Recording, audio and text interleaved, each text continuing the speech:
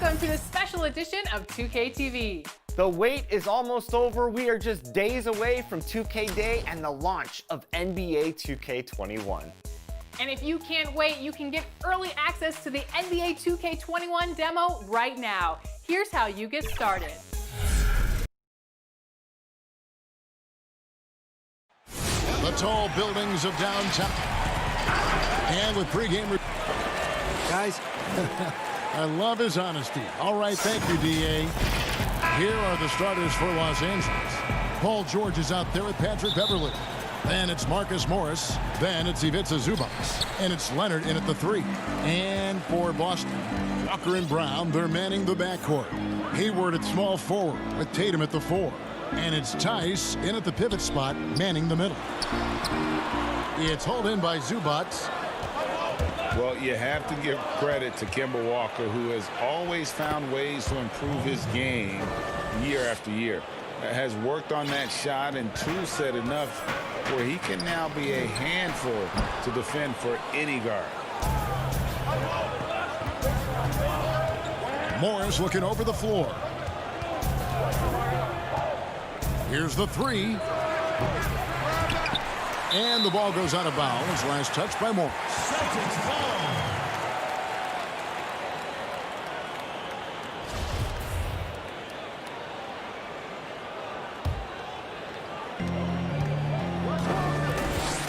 In the corner, it's Hayward.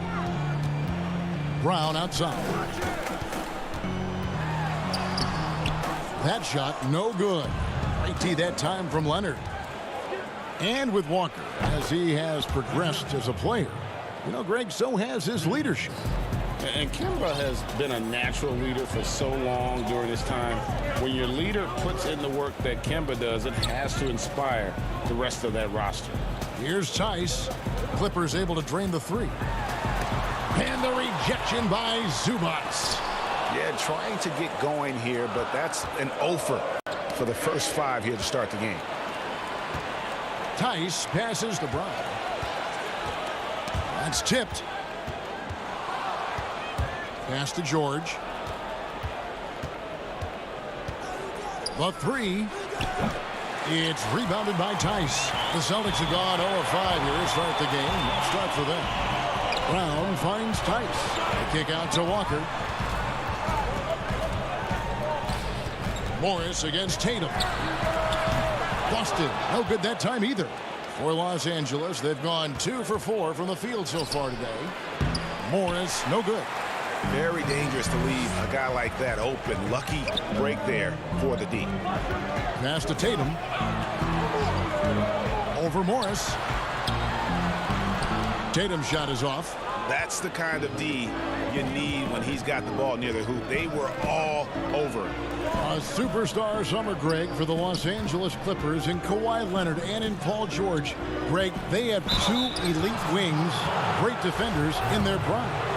Give them credit, but also Kawhi Leonard pushing the levers behind the scenes. He wanted another superstar to join him in recruiting Paul George, who still had 2 years left on his deal in OKC. Kawhi took unprecedented control of his free agent destiny. Here's what Boston's going with right now. Enes Kanter comes in for Daniel Tice, and Smart subbed in for Brown. A young guy with maturity, awareness, and a feel for the game. Tatum is special. Now here's Leonard. 23 points for him the last game against Golden State. Good work there as it goes. Just setting the tone with an aggressive move to the rack. And where's the help defensively? No excuse. You have to be aware. He should be on your radar all the time. And they are very comfortable running their offense through Walker. And you can see why. Drops a sick dime right there. That pass was right on the money. Now here's Leonard. Hard to imagine, but the stats are tremendous as he averages close to 27 points a game. Excellent D from Kanter.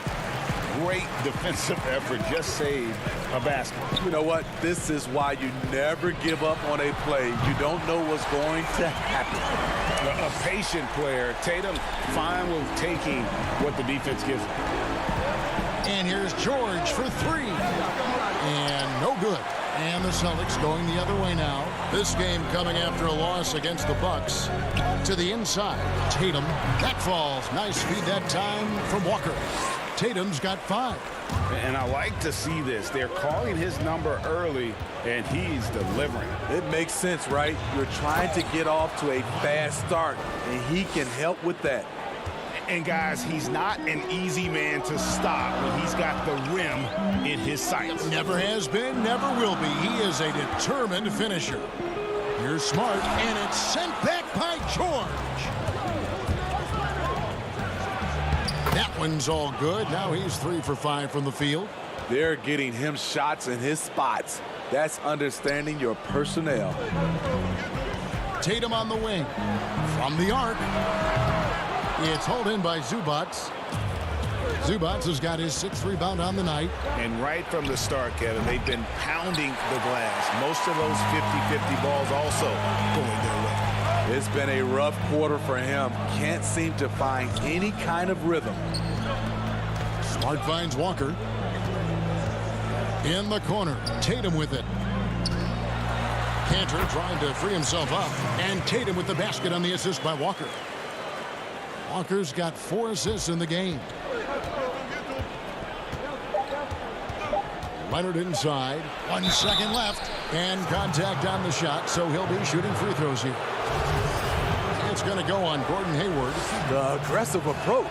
Leonard pushing the action, rewarded with the foul call. Both teams deciding to change it up. Both free throws good from Kawhi Leonard. I'll tell you, he doesn't give points away. Excellent job from the line. Kawhi Leonard has been on display for Los Angeles.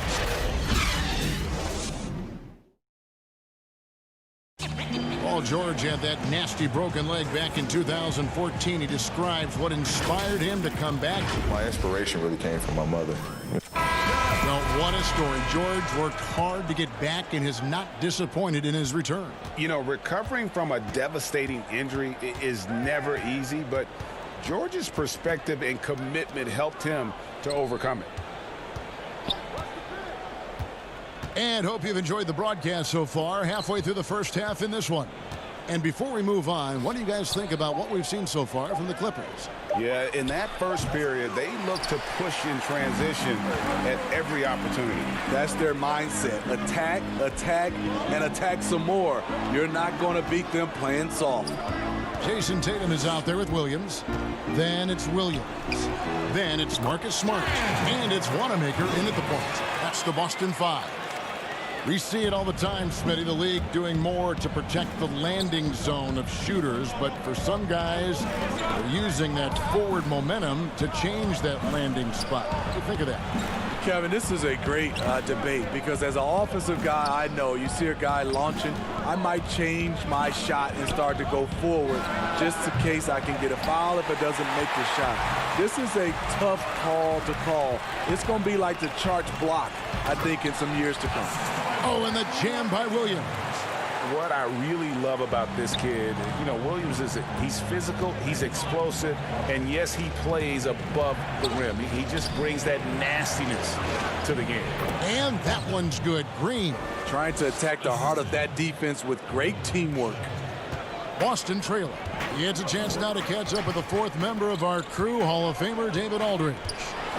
Well, Lou Williams won 6th Man of the Year for the 3rd time last season. He joined Kevin McHale and Detlef Schrempf as the only players to win the award in consecutive seasons.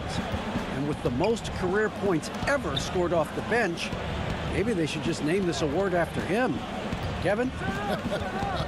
David, I'm all for it. Thank you so much. And boy, is he in good company. Shot clock at 3. Jackson, that's a 2-pointer. Rebound by Williams. And it's Williams with the ball for Boston. Only giving up 2 points this quarter. The Wizards on the road to face them after this game. That'll be the latter half of this 2-game homestand. And 10 of their last 12 coming off assists. Out of bounds, Boston takes possession. Let's quickly take a look at the standings out east. The season nearly complete. Taking a look at Boston. Unless they completely melt down, they should be in good position for a playoff run. And I think for Boston, they must have reached every goal they set for themselves this season. For them to be this high in the standings this late in the season, what an accomplishment. It really has been amazing. Everyone just kept waiting for them to fade, and it never happened. Stolen by Zubac. He lobs up the alley-oop pass. Oh, a nice defensive play to disrupt the alley-oop. Here's Tatum. Gets it to drop, and now he's shooting at a 5 for 8 clip. A huge fan of how Tatum runs the floor. It's almost a lost art. Terrific when he's in attack mode, in transition, putting a lot of pressure on that defense. Here's Jackson, and the dunk by Jackson. And that's a special play coming from the one spot. You know, his passing can take a backseat for that dunk. Wow. It just shows you the versatility. This guy can do a lot of different things for you. Woo-wee. Tatum's shot is off. Still trying to find the range. He hit one in the first quarter. Nothing since. And the Celtics rebounding well this summer.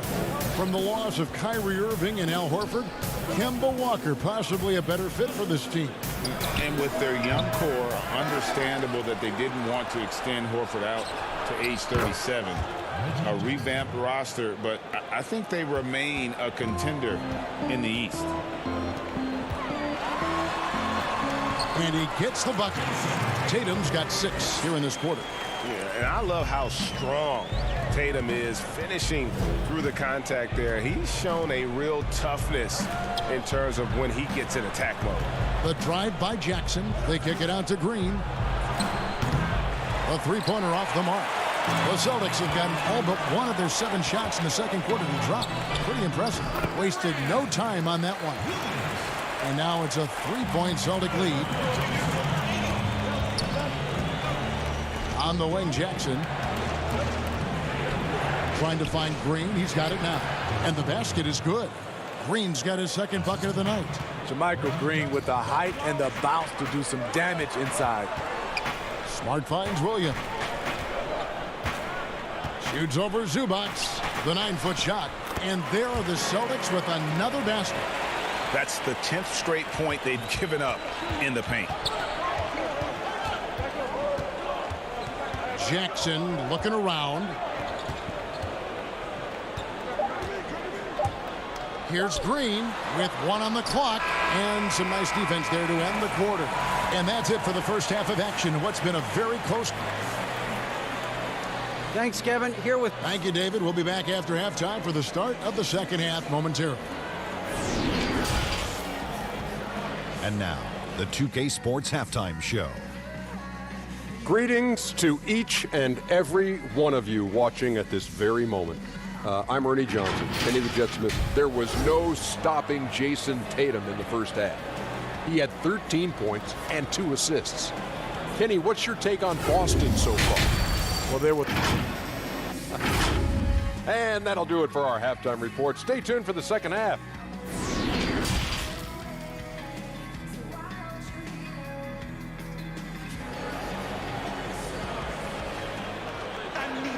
And after a fairly even first couple of quarters, the second half could turn out to be a great one as both teams try to gain an edge. You know, guys, Jason Tatum has really been making it happen. Yeah, and early on, he has been feasting in the paint, and you have to think they're going to keep feeding the big fella. Why go away from something that's working? Force the defense to prove that they can stop it. Well, we've got a moment. Let's set the floor. Brought to you by Gatorade, all fueled up for the second half. So for the Clippers right now, they've got Paul George. Ivica Zubac is out there with Morris. Then it's Patrick Beverley. And it's Leonard in at the small forward position. Zubac kicks to Leonard. Walker with the rebound. This is the shot you want right at the rim. He just couldn't deliver. I mean, those huge hands of Kawhi Leonard give him great control of the ball. Very sparing with his turnovers. No question, he got bumped on that shot. And for Kawhi, he never seems like he's forcing the issue offensively. I mean, he has studied the post games of Michael Jordan, and being able to score at all three levels has made the game easy. With his strength and his turnaround jumper, he can get his shot off with ease. It's good on the putback. The uncanny ability to time the tip in. He does this night in and night out. Walker the pass to Brown. Walker against Beverly. The three from Tatum. The shot's good on the assist by Walker. Walker's got assist number 5 here tonight. Shifty, elusive offensively. Tatum's scoring potential is through the roof. Leonard attacking. It's deflected. Brown wide open. He fires. Offline with his 3. And yeah, that old adage about being too wide open, not a thing. He just missed it. Zubats kicks to Leonard. Beyond the arc. And it's Leonard again missing. Well, I tell you what, he's going to buy himself a ticket to the bench. If he keeps shooting it like that, he has been putrid here this quarter. That one goes in. Hayward's got his second bucket. What you like about Gordon Hayward, the full repertoire. Nice move inside. They get a hand on it. And up the court come the Celtics on the break. And it goes out of bounds. That one off Hayward. And a chance here to take a look at the numbers for Patrick Beverly. He's putting up about 8 points a game, 5 rebounds, and 3 assists. He's been making the right decisions and letting the game come to him. Solid play all around. He's not trying to take over necessarily. He's just taking what the defense allows and contributing to the cause. Here's Walker. Not quite 2.5 minutes played here in the second half. Feeds it to Cantor. Brown outside. Hayward kicks to Walker. 6 to shoot. Tice passes to Walker. Fires the 3. Morris with the rebound. Clippers trail by 8. A big key to the Clippers' recent surge, the development of Montrezl Harrell. His activity and his ability to score have been infectious for this team, and he also can be very intimidating. Excellent on both ends of that play. Yeah, the steal was sharp, but the slam topped it off. Turning defense into offense. Every coach talks about it. Perfect example right there. I can't believe he hasn't hit a shot all period. Someone else needs to step up and help close the gap. And the Clippers getting Harrell in that Chris Paul deal turned out to be a decent trade for both teams. You're totally right. The Rockets already had Capella. Harrell was sort of a redundant in terms of skill set. And you can only have one rim runner on the floor before you begin to compromise spacing. Here's Walker, and the bucket is good. 3-point play chance here for him. Boy, you have to be impressed with the offensive production. They have got it firing on all cylinders. It's been tremendous job of play calling and execution. They just continue to increase this lead. Smart's checked in for Gordon Hayward. The Clippers also changing it up. Jermichael Green comes in for Leonard, and Landry Shamet subbed in for Jordan. And they just can't find a way to end this thing. Nothing falling right now. All you see is a lot of frustration. Someone needs to step up and make a play to turn this thing around. And there's the foul to try to stop the break, and that'll be a clear path to the basket. 2 free throws coming up, and they'll retain possession. Celtics have gone 3 for 3 at the line tonight. That's good from Kemba Walker.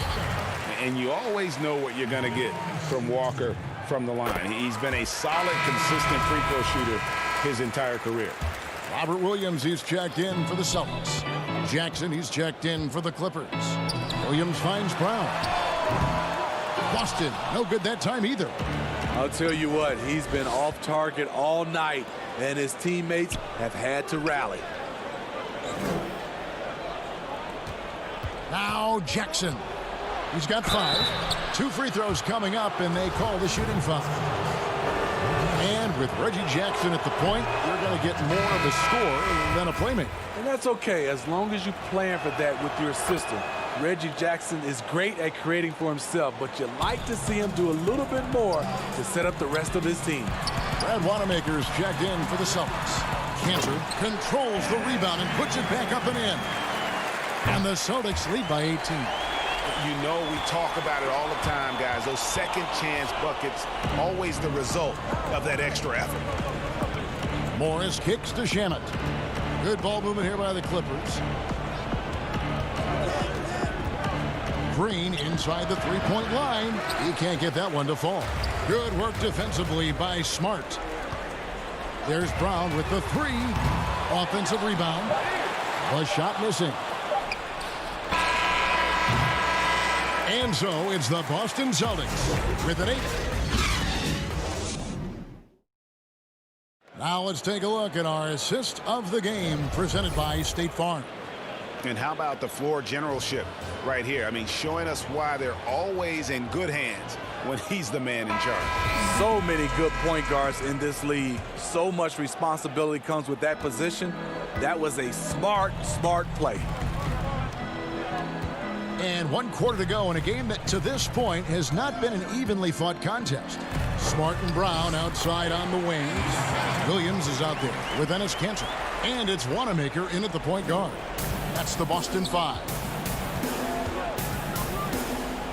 Left side Jackson. It's good. Great play by Williams to set it up. And it's 8 points for Reggie Jackson. This is what you get from Reggie Jackson now. Powering through contact and has the focus to complete the play. To the right side. Back to Brown. Takes a three. Good on the triple.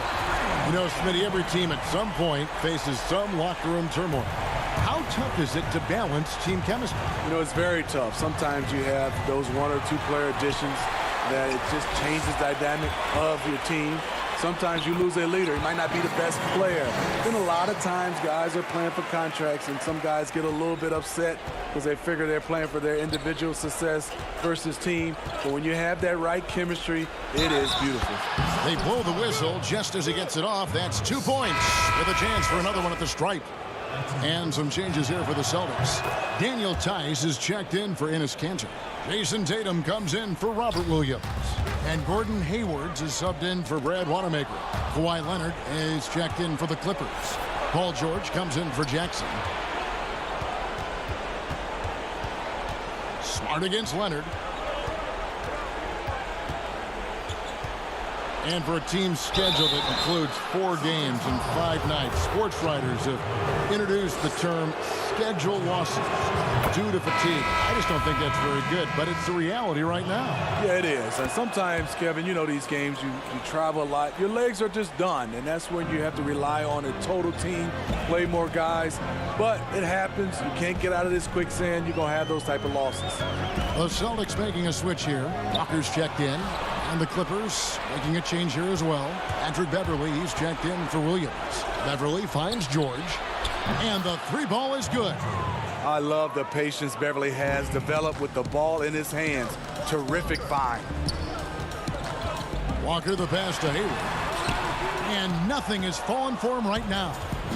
And so George will bring it up for the Clippers. Pass to Beverly. Launches a 3, and there's George. That's good on the assist by Beverly. 8 points for Paul George. And there's never been any question about George's three-point range. He just goes through stretches where he knocks down the 3 at a ridiculous rate. Count that one. They are just killing him on the interior. Stolen by Walker. Knocked away. Paul George with the steal. Just over 2.5 minutes played now here in the final quarter of regulation. Morris kicks to Zubats.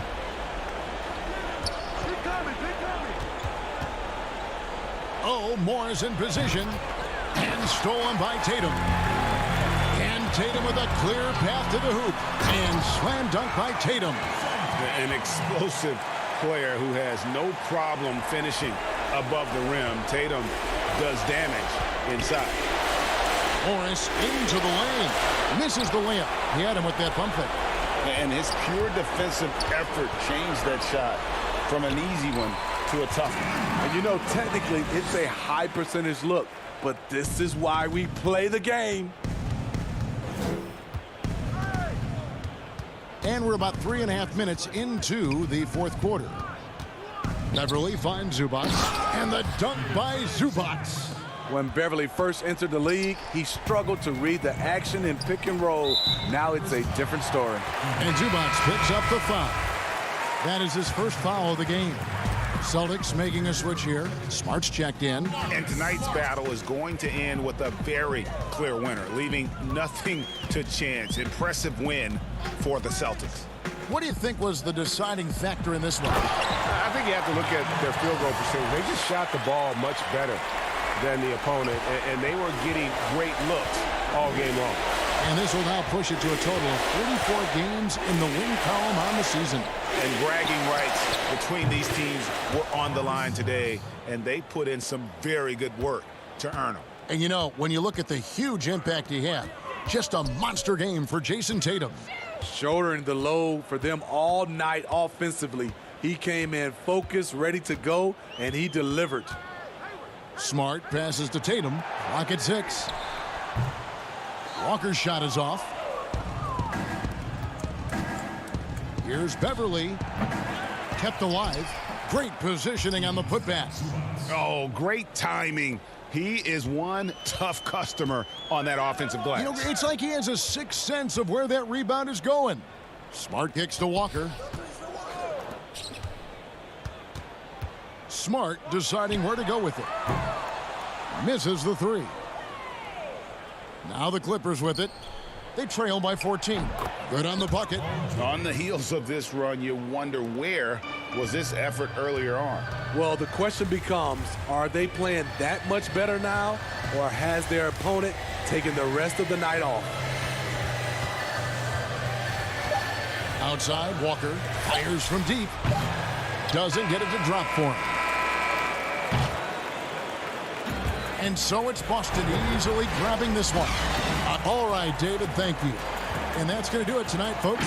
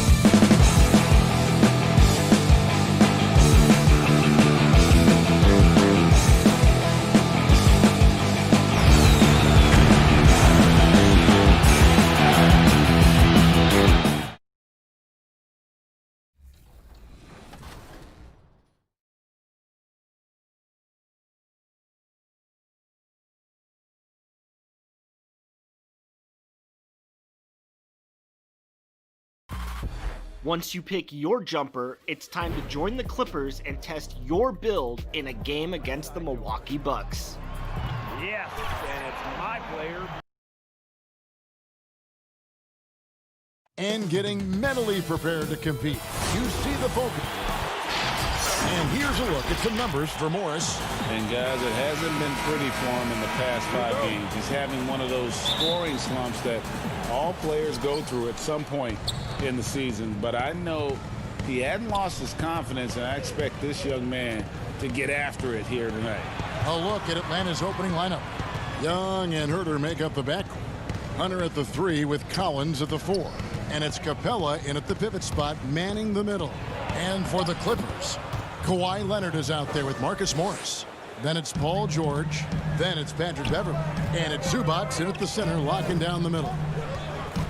John Collins, an amazing young talent in this league. One of the best run and jump athletes that we have at that position. So fluid out there, gets out in transition, and that's where this Hawks team can really show its young talent. Now here's Leonard. Against Golden State, he was really on his game. So the dilemma is this with Kawhi. Do you play off so he doesn't blow by you, or you get up on him to prevent the jump shot? Either way, he's going to make you pay. Morris against Collins. Morris outside.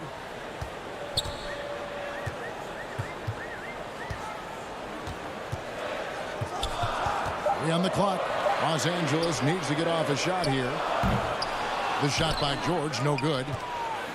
And it's that quick second and third jump capability for Collins, Brent, that really stands out. Makes you really tough to box out. You understand not only where your teammate's shot might miss, but your own shot on the inside. And John Collins can read where it's coming off the rim, get to the ball, get right back up and score. Well, for so much of what Paul George brings to the table, you have to start with his defensive impact. He is one of the top defenders in the league at his position, if not the best. And both free throws good for Paul George. You look at George with all he does, Greg, you sometimes forget how good his perimeter defense is. Well, I mean, his teammates and coaches won't ever forget about the impact he has on that end. Even when George isn't scoring or the shot isn't falling, he is still a monster on the floor just with his defense alone. The Atlanta shooting their first free throws of the game. It's really all about Trae Young and his skill. And you know how many hours that takes, Kevin? I mean, he is putting time in the gym to show you what he's capable of out here on this floor, and he makes it look easy. Now, here's George. He had a 15-point outing in their last game against the Warriors in San Francisco. That's the man you want running into the pick and roll. It's Paul George at the helm. He's got the ball and makes a great play. Here's Young. Offensive rebound. It's good on the putback. And those second chance points really become almost like bonus points when you can get them. If you're just tuning in, we played about 2.5 minutes here in the first. The pass to Zubac. Back to George. All alone. It's rebounded by Herter.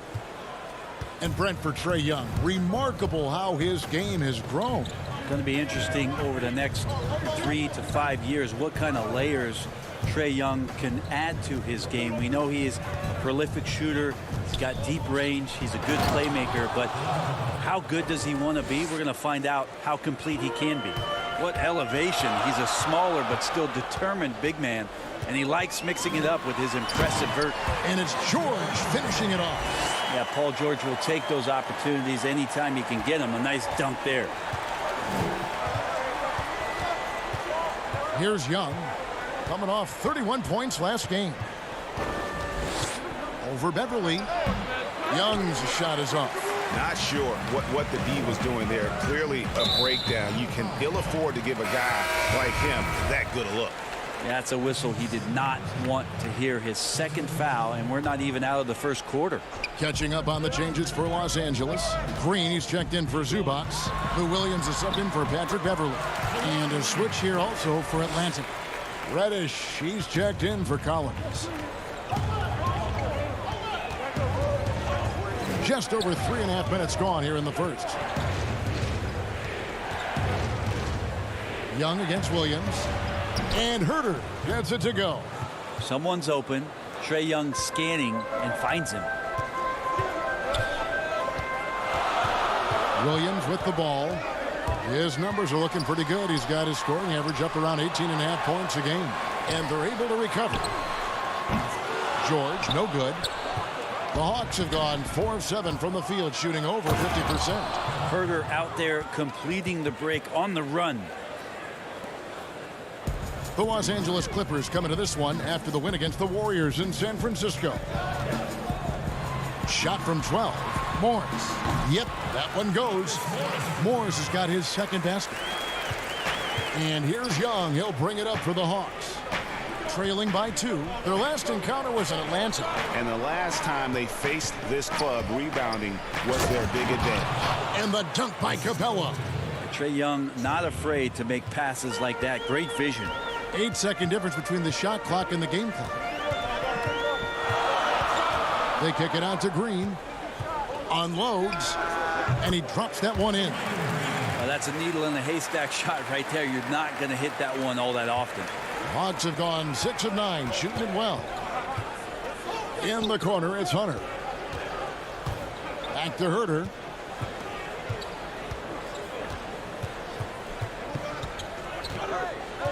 Pass to Capella. Here's Hunter.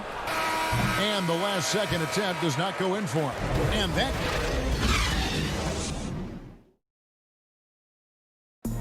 A unique upbringing for Clint Capella. Spent years... Even as a kid, I wasn't even dreaming about it. Just an inspiring story, Greg. It gives you perspective on why you should be grateful for everything you have. Kevin, without a doubt, Capella's upbringing helped shape him, and the hard work he continues to put in is really admirable. And if you're just tuning in, it's been a pretty even game through the first quarter. And taking a look at Los Angeles' performance here, what have they been doing or not doing? Well, going to the bench early, they obviously knew what they were doing. Yeah, looking for a spark here, and the coach tapped the right guys to get out there and provide it. Jermichael Green is out there with Kawhi Leonard. And there's Jackson. Then there's Landry Shamet. And it's Williams at the 2-guard spot. That's who's out there for the Clippers. Greg, I'm just so impressed with the level of finesse and craftiness that Lou Williams always plays with. And Kevin, you don't stay a perennial 6th Man of the Year candidate at Williams' age without having more than a few tricks up your sleeve. He's so good in tight spaces and can find a way to get a shot up where others just have to kick it out. Defense as tough as it comes right there. He's a hard man to deny when he gets the ball to the rim. Oh, and they get in the way of the alley-oop. Not to be. Good play defensively. Kaddish dishes to T.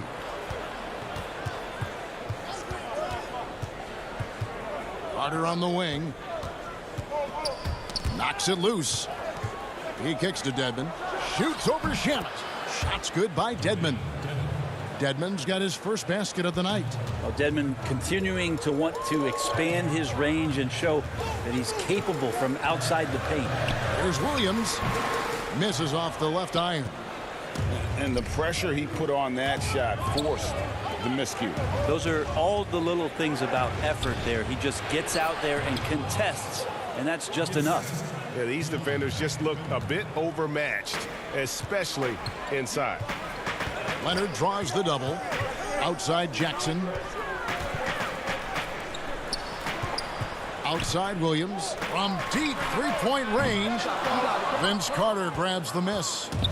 For Atlanta, they've gone 3 of 4 from the floor here in the second quarter. And let's catch up with our sideline reporter, David Aldridge. Well, Kevin, we know about Lou Williams' story.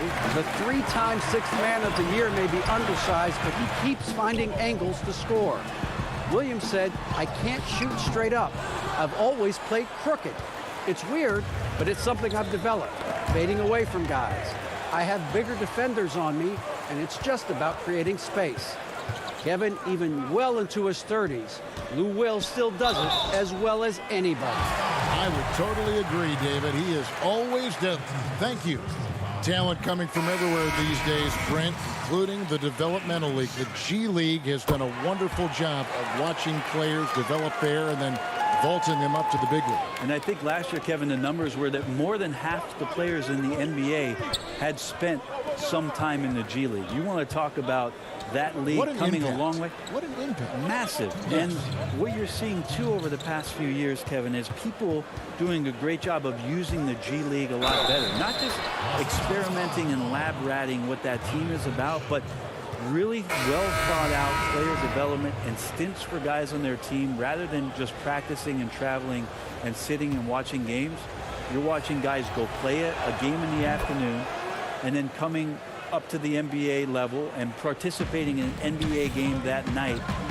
That's going to go a long way to make guys in the early part of their career take the necessary strides in a lot quicker than they normally would. This two-way contract has been a wonderful addition. Except if you talk to their agents, Kevin. Yes, it's been very good for the control of an organization to find that kind of talent. That's pretty unselfish there. He sees that there's a better shot on the perimeter and bang, just kicks it out. From deep, Young's shot is off. And that was a little bit of a range check for him. Well, I thought they played smart, and then all of a sudden it was maybe a little too flashy there, and that's unfortunate. Gotta take care of the ball. They'll punish you if you're that careless. That's right, and that's severe punishment right there. And how about the sequence in its entirety? Momentum swing, and you love the effort here. And Trae Young gets the whistle that time. That's his third foul of the game. Kevin Huerter, he is checked in for Atlanta. And it's Beverly missing. The Hawks leading by 3. And the ball goes out of bounds. Last touch by Beverly. And this is what the schedule looks like for the Clippers. On Friday, they'll face off against DeAndre Jordan and the Brooklyn Nets. And then on Saturday, they'll be facing Drew Holiday and the New Orleans Pelicans. And for that game against the Nuggets, there aren't many other meetings that are as evenly matched as this one. Both teams can give and take punches, and this one, I think, is going to come down to the wire.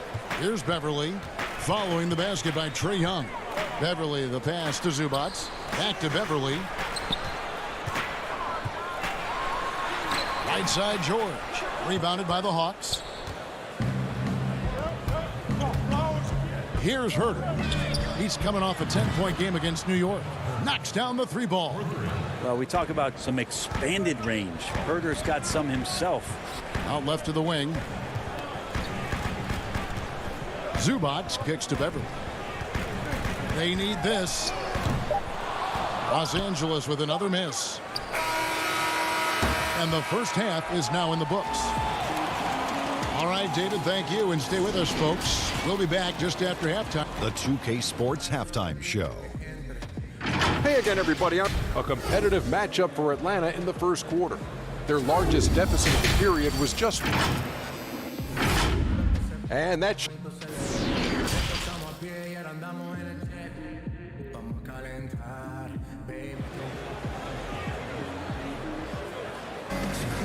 We played through the first half. Plenty of basketball, though, left in this one.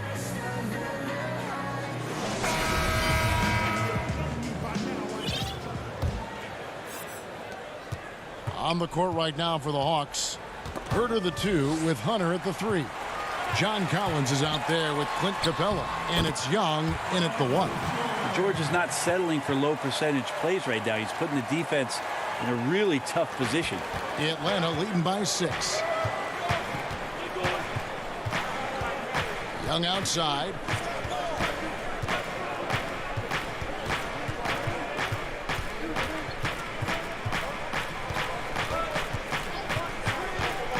Five to shoot. Doesn't go that time.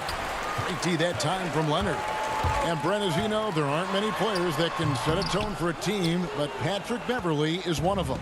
Yeah, Patrick Beverly always embraces that role about setting the tone defensively on an opposing team's point guard, making sure that tonight, if you're going to beat the team that Pat Beverly plays on, you're going to have to go through that. And that's a little even lack of fight at the defensive end. Absolutely. At least on that slam, you're right. That's one way to let a team back in the game. You have to credit the aggressiveness offensively, because that's when you make a play when you really need it. It's a great move, and he catches the defense completely off guard. Well, just ripping through right there as he finds the open spot and gets right through there. High basketball IQ play. Here's Herter. Just a little over 90 seconds gone in the third quarter. Sinks the triple. Young's got the lead up to 12 now for the Hawks. Maybe the halftime break was good for him, allowed him to step back, calm himself down, get himself in the right frame of mind, and now shots are falling. Now here's Leonard. He has 5. Rebounded by Capella. The Hawks leading by 12. Young taking his time here.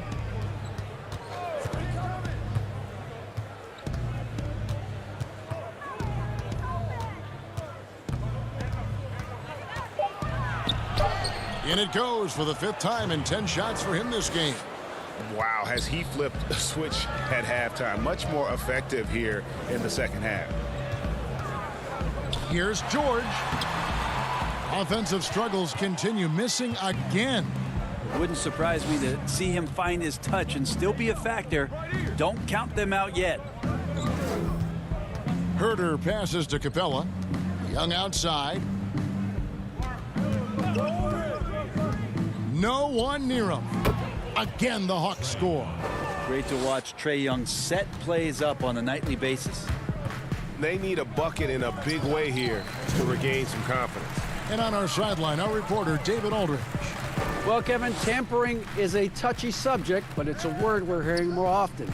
Teams want to retain their star players, but they know that there's always talk during a season. Now, teams can only express interest in a player when he hits free agency. Players can talk amongst each other freely all season. Star players like LeBron James are tied into their front offices. And some people wonder if there's much of a difference between what the player says and what his team is thinking. Kevin? Good point, David. Thank you. It's 2-on-1. Here's Capella shooting foul. And now, yep, this will be a coach's challenge. We thought that might happen, triggering a review of the personal foul. And I think when it comes to some of the more difficult calls to make, personal fouls can be tough. The action is so fast that it's really tough to catch everything in real time. The wonders of technology, Greg. We've seen replay reviews so effectively, and involving the coaches by being able now to challenge like this is something a lot of people have been hoping for. And so the word is in. They've decided that the call stands as it was made on the floor. And, you know, even if a coach still feels this wasn't the right call, you got to acknowledge the effort being put in to reviewing it. The double checking, and the game continues on. That kind of looks like a predictable shot, one that they want. The defense has to prevent the ball from getting into that sweet spot. Teague with a clean look. Kept alive by Atlanta. Out to Carter.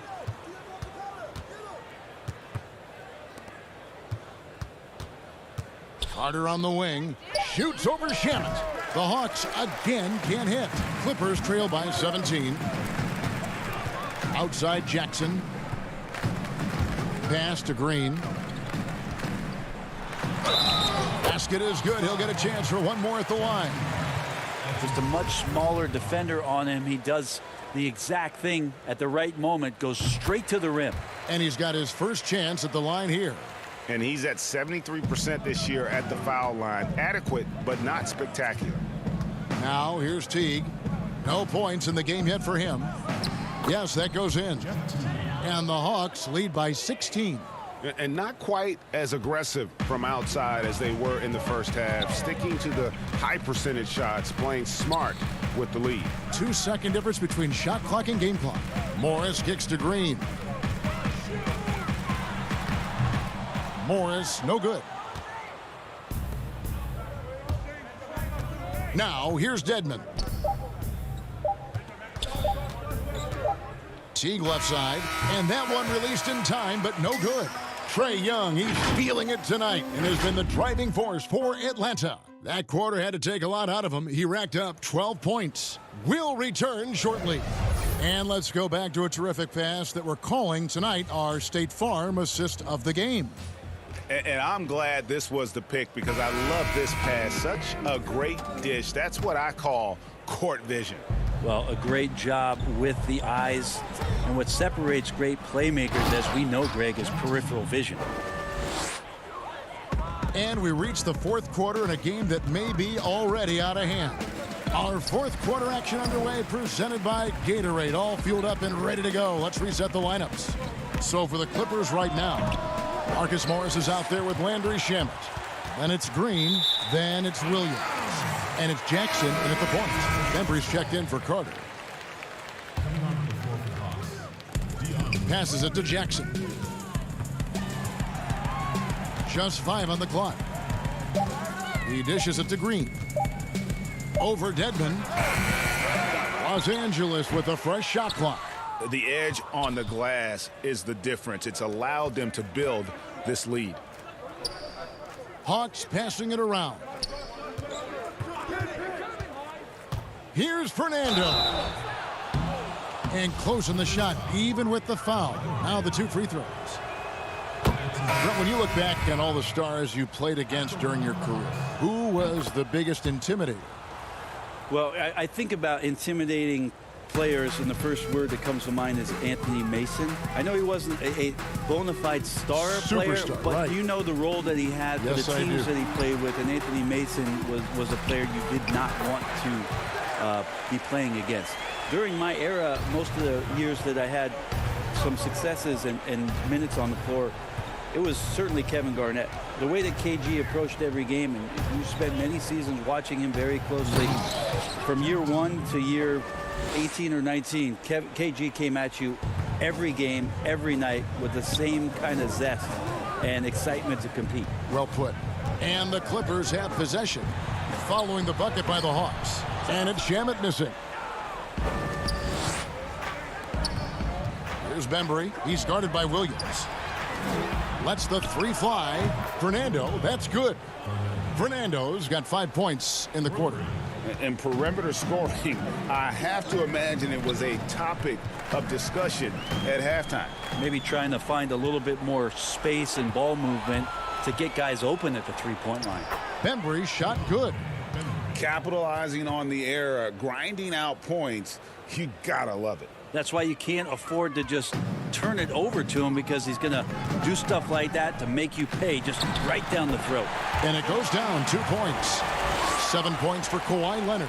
The strength and that body that Kawhi has, he finishes through contact as well as anyone in the league. Here's Bembry. The pass to Fernando. Here's Bembry to the paint. Reddish kicks to T. Here's Fernando. And that comes off the assist by Jeff Teague. That was like a morning paper for Jeff Teague. Makes a great read and swings the ball around for a clean look at the bucket. Not watching the line there. That'll be a backcourt violation. Brent, when a team hires a new coach, what tends to be the feelings of the players in that locker room, knowing there's a new voice in it? If you are a veteran player, you have the opportunity, more than likely, Kevin, to call 5 or 6 resources that know who that coach is. Because most of the time coaches that are getting hired have previous NBA experience. If you're a younger player, you're looking at what it is that's being written and said about that coach to try to evaluate how it is that you're going to fit in. The biggest responsibility, Kevin, is that new coach trying to get as many of those players into the facility or at a meeting or at a dinner to have them understand from day one, as soon as possible, what it is that they're about, what it is he's expecting from them, and how it is he's going to go about them. Then all the other things about guesswork, those go away. Right, all about communication. That communication, and communication as quick as you possibly can, that's an important factor. Yes, and with this one winding down, it's obvious to everyone who watched it, just a total mismatch and a true show of strength for the Hawks. You don't see this kind of a blowout often, but tonight this is a quality win across the board to deliver out this kind of punishment. They definitely never changed the approach. They just kept after it and showed they were clearly the better team in just about every single category. And I think a great job in positioning themselves for the W here. It's win number 21 on the season. And you could tell they were ready for this one today, guys. There was something extra on the line, and they wanted it. And one of the key components to this victory, if not the biggest, was the incredible performance for Trae Young. Just does a great job of looking for space and then finding it. That's taking advantage of what the defense is giving you. Here's T, following the score by Reggie Jackson. Pass to Hunter. That one goes. Count it. And they came in determined to take this one. It's going to be a happy flight home.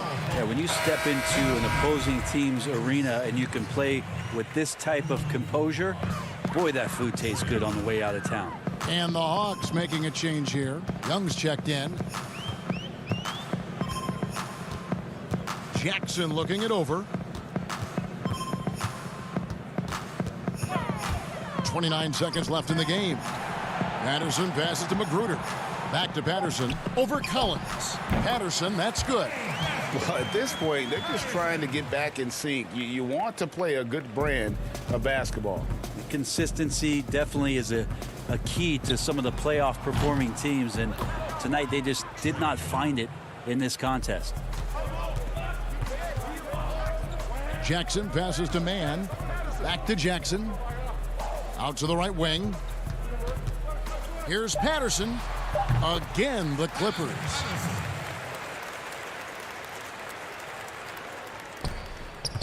From deep three-point range, misses. And so it's the Hawks taking care of business in this one. To come into an opponent's building and dominate.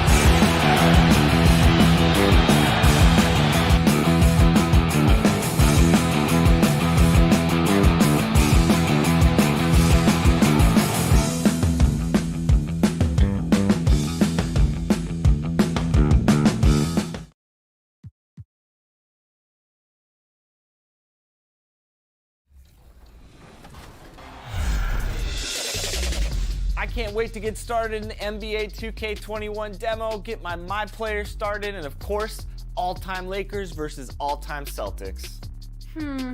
Just out of curiosity, Chris, who has more championship rings? Yeah, I was going to talk about the Lakers, but then you bring up that argument, and I really don't have anything to say about it, unfortunately. Moments away is the drama. It's NBA basketball on 2K's payday. Well, yeah, they dotted every I and crossed every T. David, thank you. And taking a broader look here at the year-over-year scoring trend for Tatum. And his scoring numbers have been going in the right direction these past few years. He's gotten better and better at handling what those opposing defenses are throwing his way and finding ways to get his points all over the floor. And now the opening lineup for Boston. Brown and Hayward, they're the wings. Jason Tatum is out there with Daniel Tice. And it's Walker in at the point guard position. And for the Hawks, Young and Herter make up the backcourt. Hunter at the 3 with Collins at the 4.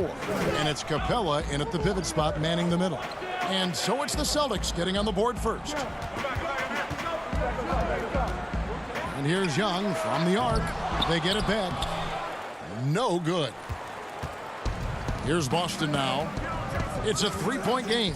This game coming after a loss against the Bucks. Oh, my goodness, Kevin. Brown finishes off the drive, not simply laying it in, but a message of authority on the dunk. Here's Herter. He's coming off a 10-point game against New York. Young pass to Collins. Basket good. You can see it, Doris, with some of these good teams trying to build momentum as we get closer to the postseason. You seem to know and understand which teams are good on both sides of the basketball. Are they top 5 efficiency, offense and defense? And as you know, Kevin, if there's a player with a hot hand, that can really make a difference in round 1. Absolutely. You just can't leave anyone open around Young. He's very capable of spotting his uncovered teammates. Atlanta's gone 0-2 from deep here. And here is Hunter. He's coming off a 13-point game against New York.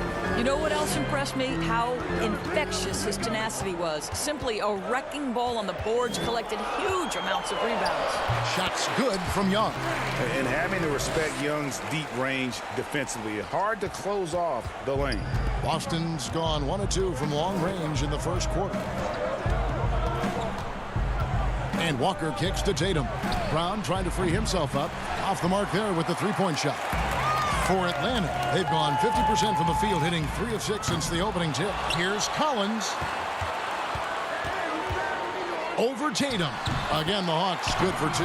This guy is just working his tail off on the boards. You love the effort, love the energy. Brown, the pass to Walker. Over Young. They can't stop the run with that one.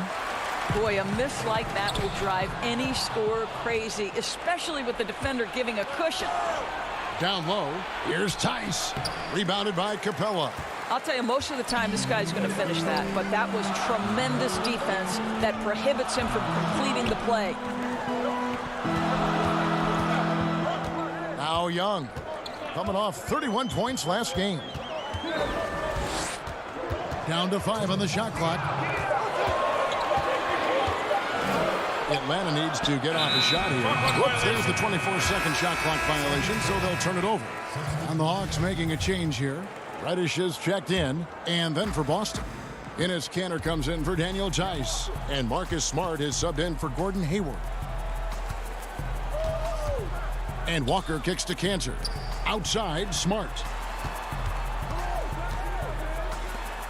Tatum against Collins. Tatum passes to Kanter. Shoots over Capella. Almost, but it rolls out. The Hawks leading by 3.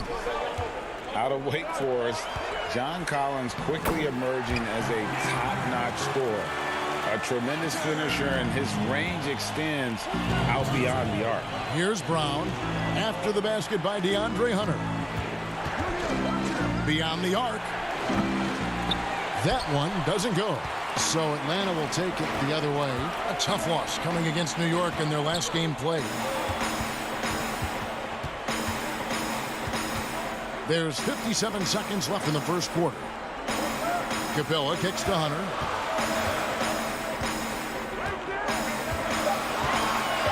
Back to Capella. The pass to Reddish. Drills it from outside. And beginning to take charge of this game. This could be a crucial point. Well, working hard, building out a small lead, but you can't afford any kind of letdown here. Now here's Brown. Looking at the numbers, he's averaging about 20.5 points a game. Jaylen Brown with the immediate answer from three-point territory. Yes, sir. Here's Capella, leading by 5. About 7 seconds separating the shot and game clocks.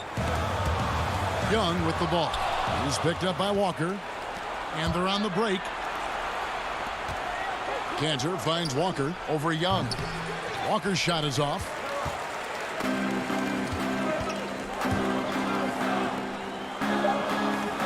It's Young on the wing, stolen by Walker.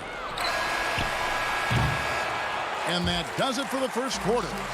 Hawks on top, up by 5. We'll be back shortly live from Gordon Hayward reunited with his college coach Brad Stevens. Our relationship started when... And I'm sure, Greg, that relationship played a big role in Hayward deciding to join the Boston Celtics. And not just a connection, but a respect. Hayward now a veteran in this league, while Stevens has moved into the conversation for one of the better young coaches in our league. And if you're just joining us, we've played through one quarter in this one. Well, from what you guys are seeing from the Hawks, what are you thinking about their performance? They set a physical tone in the first, and that really showed on the backboard. I think it's why they hold the lead here early, because they're controlling the flow of the game with those second chance opportunities. On the floor for Boston, they've got Smart. Tatum out there with Williams. Then it's Williams. And it's Wanamaker in at the point guard. Outside, Smart takes the elbow jumper and drains it. Smart's got his first bucket in this one. And the Celtics, Brad Stevens, one of the youngest head coaches in the league, and also one of the more respected. And Greg, I was surprised that he didn't get any Coach of the Year votes 2 seasons ago. Think about it. The Celtics overcame injury to make the Eastern Conference Finals. Last season, he admitted his most trying in the 12 years as a coach. Boy, he is looking to get them back on track. And of the last 6 baskets, 5 have come on the interior. This is just smash mouth physical basketball, guys. And keeping us updated from the sideline, let's swing it over to David Aldridge. Kevin, when Trae Young was in college, he was known for his long-range shooting. But Young says, the people who know me best know that I'd rather get an assist than any other stat. I pride myself on making the right play. Knowing your teammates get joy and excitement from playing with you is all I care about. Kevin? That's great to see. Thank you, D.A. Pulls up, high post. The putback controls the rebound and puts it back up and in. Yeah, hard trying to keep Williams off the boards. He makes it a mission to keep possessions alive. Teague dishes to Dedmon, and the call will be against Brad Wanamaker. That is his first foul of the game. Kevin Huerter, he is checked in for Atlanta. Boston also with the sub. Gordon Hayward's checked in for Tatum. Pass to Huerter. Just 4 to shoot. The putback, he hangs in there and cashes in on the second chance points. Dedmon's got the lead up to 9 now for the Hawks. That is really good work there on the offensive glass. Here's Hayward. That one misses. Good work defensively by Carter. And so it's Carter who brings the ball up for Atlanta. They lead by their biggest margin of the game, 9. Teague against Williams. Releases from 15. Teague can't hit. The Celtics have gone 2 of 6 from the field in the second quarter so far. And Doris, for Jeff Teague, he's not expected to be the scorer on this team that he once was.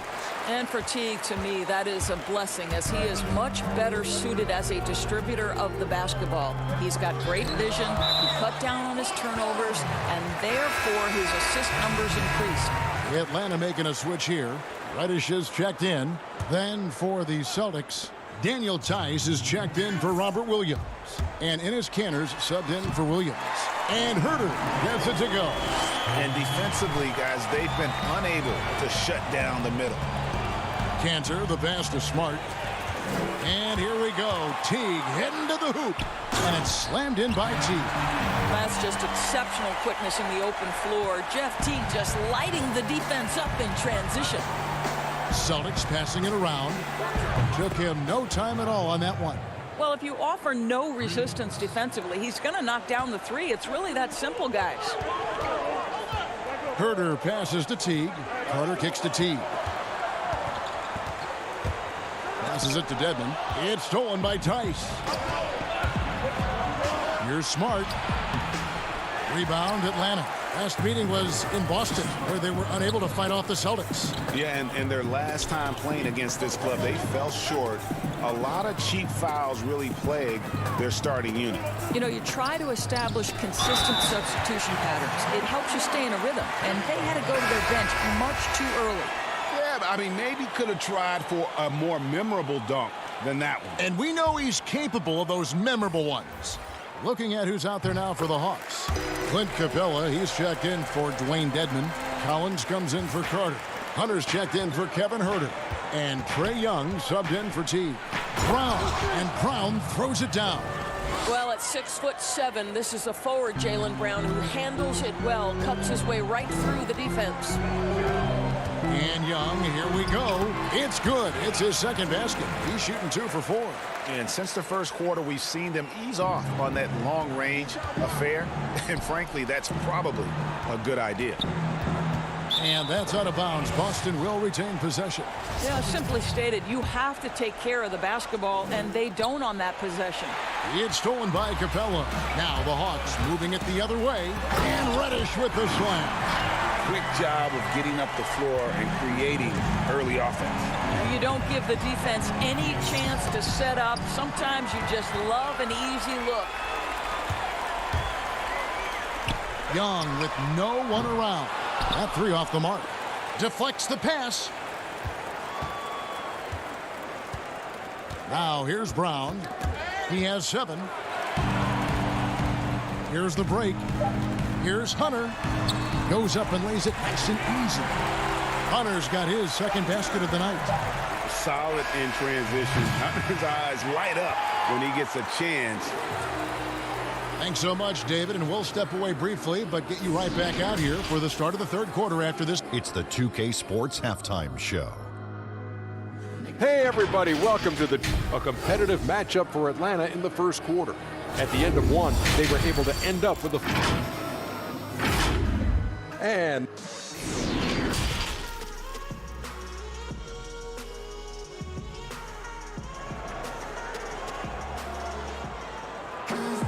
Well, we've got a second half of basketball for you. We think it's going to be pretty good. A big comeback, though, is needed for this game to be competitive, and it probably has to happen quickly. Guys, you got to like what Cam Reddish has done in this game so far. Yeah, and just look at the numbers from the first half. He has been very efficient. I think they've taken their time. They've showed incredible patience. It's a sign of a well-coached ball club. Our second half of basketball, and presented by Gatorade. Let's see who's all fueled up and on the floor to start the third. On the court right now for the Hawks. Hunter at the 3 with Collins at the 4. Young and Herter make up the back, and it's Capella in at the center position. And the last 2 drafts, the Atlanta Hawks aggressively making trades to assemble this roster. And drafting DeAndre Hunter and Cam Reddish, great length and versatility on the wings. You pair that with Trae Young and John Collins, and that's an exciting young core for the Hawks. Celtics trail by 16. Hayward from outside. Collins grabs the miss. Over to the left wing. Capella, the pass to Collins. 6 on the shot clock. In the corner. Herter with it. Here's Capella. Kicks it out to Collins. And another shot. The three. In the corner. Herter with it. Shoots the three. The three-pointer is right on target. Herter's got 5 points so far. And a big lead for them on both the scoreboard and the backboard thus far. And slam dunk by Tatum. Wow, how about the long arms and the timing of Jason Tatum on the alley-oop? Nice. The Hawks leading by 17. In the corner, Collins with it. That's in, coming off the assist from Young. Young's got his third assist on the night. Brown outside. 2 points. That one goes. 9 points in the game so far. The plan of attack is obvious. Get the ball inside and go strong to the rim. And Young, here we go. It's good. Young's got 5 points in the quarter. You know, fending off the defense well there. Young solid at just being crafty enough in these types of situations. Atlanta's gone 3 of 7 from three-point range here in quarter number 3.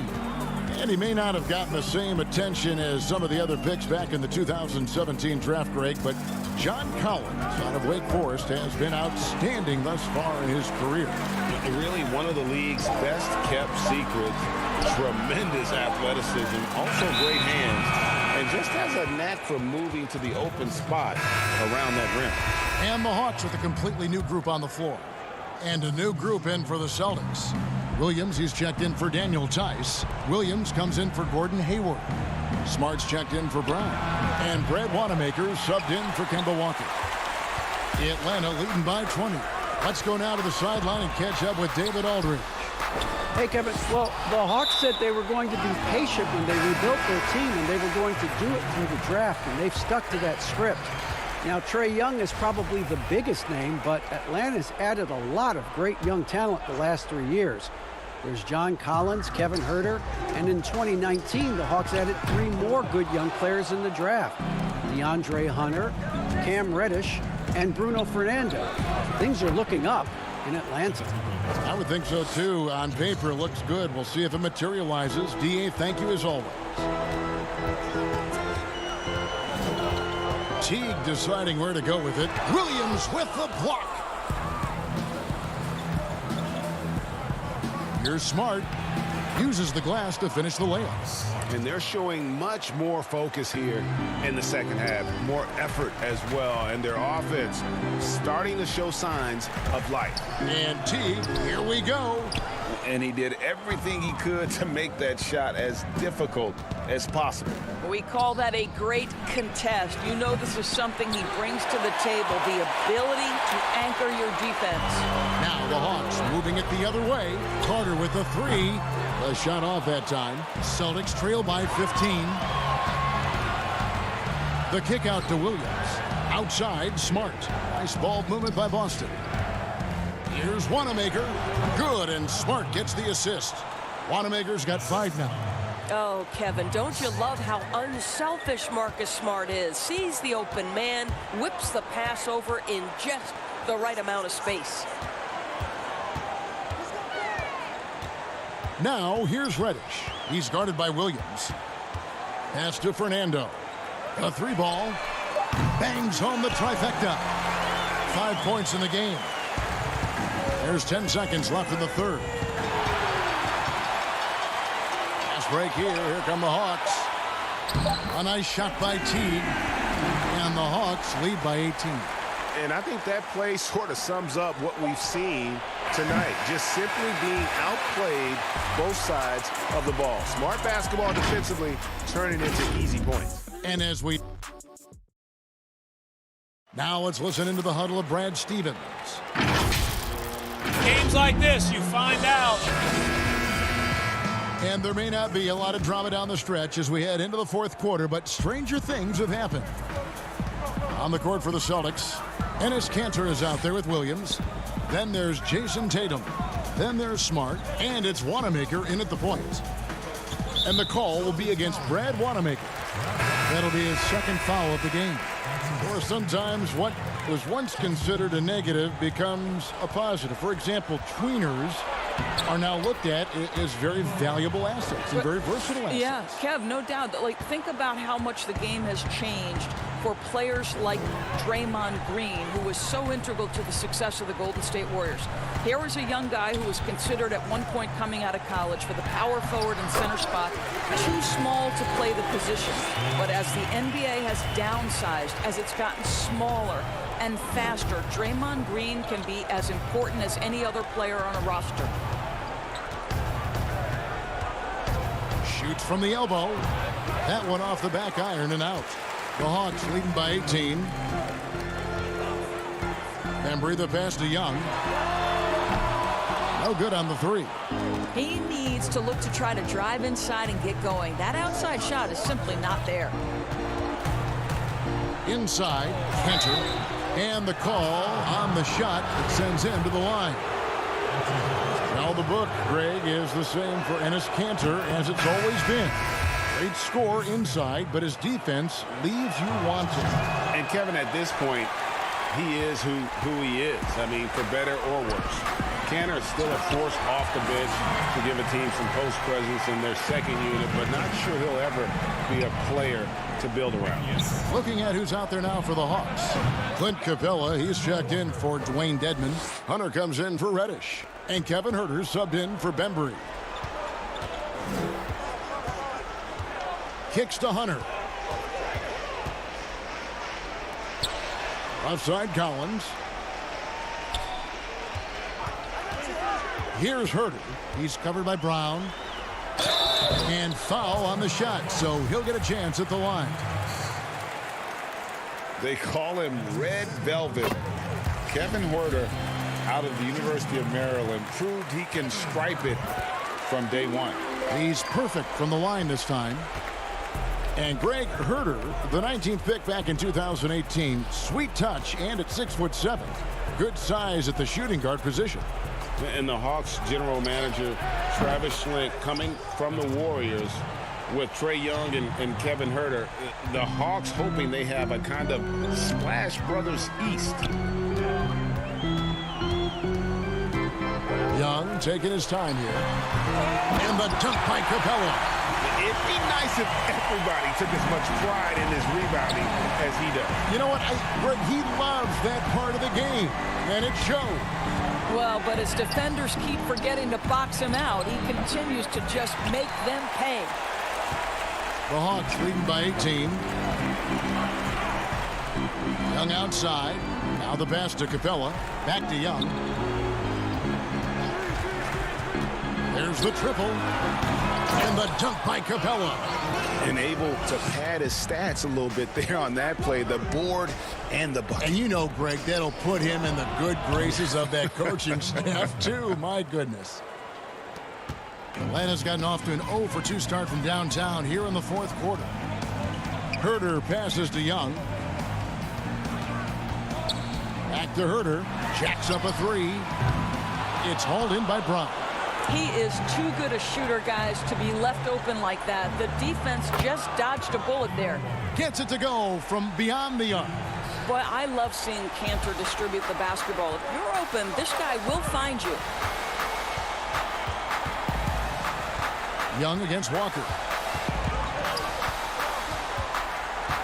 Young outside.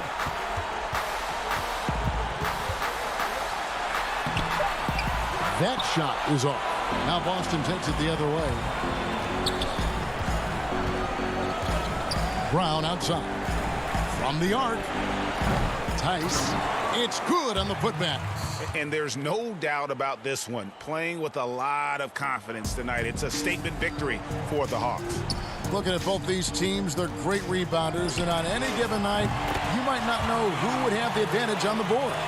They made the most of those extra rebounds as well, Kevin. And I think a great job in positioning themselves for the W here. It's win number 21 on the season. And really, after losing all three games to this point in the matchup, guys, they have to be happy to get a win here. And you know, looking back at all the contributions tonight, it was a really phenomenal all-around game for Clint Capella. And the way he was able to dice up their D with his passing really made things easy for everyone else on his team. Encouraging to see Cantor trying harder on the defensive end. There's height. There's ability to block shots. Go to work, Ennis. And the Hawks with possession here. 13-point lead. And that'll be 2 free throws coming up. Officials on the call with the foul. It's going to go on Gordon Hayward. And that one misses. Now a timeout called by Boston. They're down by 13. 23 seconds left in the fourth. What's your take, guys? And you need a foul here to try and extend the game. Best case is the inbound pass goes to a poor free throw shooter, but really they have to foul whoever it ends up with. And now let's present our Jordan Player of the Game, Clint Capella. And his focus, guys, has been laser sharp, and his touch from the field, flawless. The teammates have worked hard to get him the ball in some good positions, and boy, has he rewarded them with a spectacular shooting performance. Great call to keep running all those sets for him. Without his heroics here tonight, this could have been a second straight loss for them. But he was sensational, and instead of a losing streak, he may have them headed in the opposite direction now. I'll tell you, Cantor's jump shot is very consistent. The defense has got to respect it, which is why that pump fake becomes effective. And Cantor drops them both. 8 seconds left to play in the final quarter.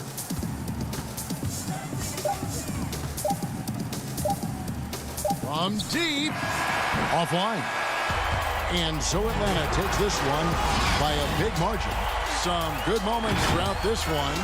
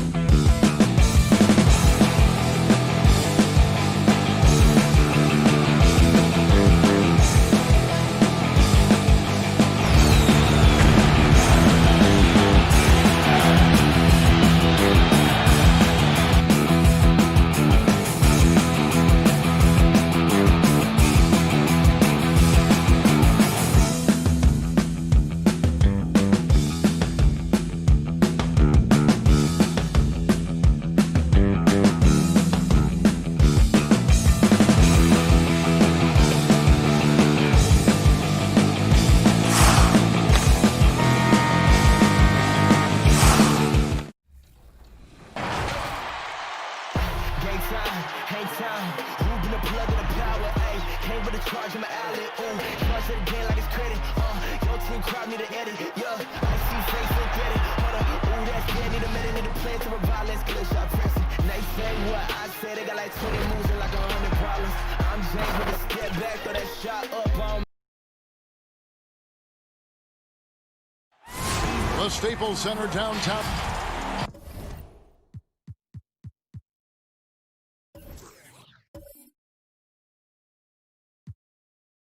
And a chance and nothing. Well, David, he's come a long way. Thank you. And now the opening lineup for Boston. Walker and Brown, they're manning the backcourt. Hayward at small forward with Tatum at the 4. And it's Tice in at the 5 spot. And for Los Angeles, we've got Marcus Morris. Paul George is out there with Patrick Beverly. Then there's Kawhi Leonard. And it's Zubac. Whoa, what a finish! Run that back. I want to see the replay now. That's amazing, the creativity, and you see how fluid an athlete Tatum is. Chris, you look at the grind of a regular season. Adam Silver seems open to fewer games or even fewer minutes per game. What do you think of that? This is one that I'm not with, Kevin. You know, in my day, you had guys play 82 games. And let's go back to the days of Bill Russell and Wilt Chamberlain. They were playing in shoes that basically were socks, and they didn't have tape, and they didn't have all the things that we're privy to in the medical industry. So I think we should keep it at 82 games and minutes the same, because it keeps a full context of sports where you can talk about Harden versus or Westbrook versus a Big O. It keeps the argument in the same place. I think fewer games, fewer minutes starts to change the dynamics and the expectations of what players can do. I don't mind changing it, adding tournaments, letting guys get more rest, but I think the number of games and the minutes of the game has to stay 48 minutes, has to stay 82 games in my opinion. Very interesting. Beverly, the pass to George. Misses the layup. Playing him tough inside, air preventing the layup. That'll get the whole team pumped up. Brown finds Tatum. The shot's good. Brown making the play. They've come out with guns blazing. 4 for 5 from the field. They've got the D really. They need a good offensive possession. Yeah, they've gone a long time without a bucket. And there's the foul. It's on Jaylen Brown. That's his first foul.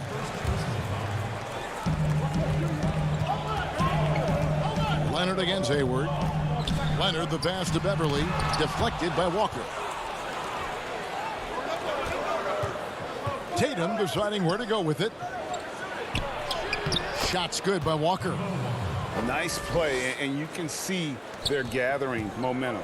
Yeah, and Greg, they've been a more cohesive team over this stretch, and then that helps account for their lead. Pass to George. Looking to end the run, and it's good on the way in. Just phenomenal awareness by Beverly, just dishing the ball to the wide open man easily. Tice kicks to Walker.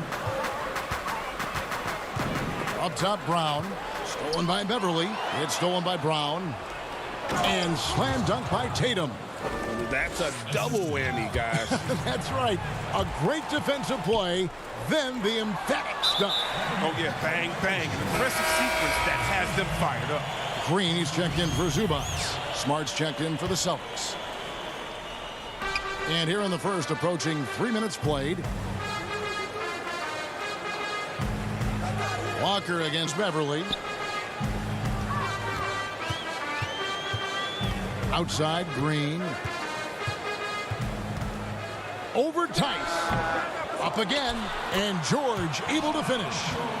Hard work and soft hands, guys. That's what made that play possible. No simple offensive rebound there. Going for the tip-in. Leonard attacking and finished off by Leonard. And he moves so well. When Leonard drives the lane, it's pretty much a guaranteed bucket. Terrific body control, and he plays with the ultimate force. Boston again missing. And smothered him on that mid-range attempt. Well, that's how you play it. He does a good job of getting into the shooter's airspace. The pass to Morris. To the middle. Here's Beverly. Walker with some nice D.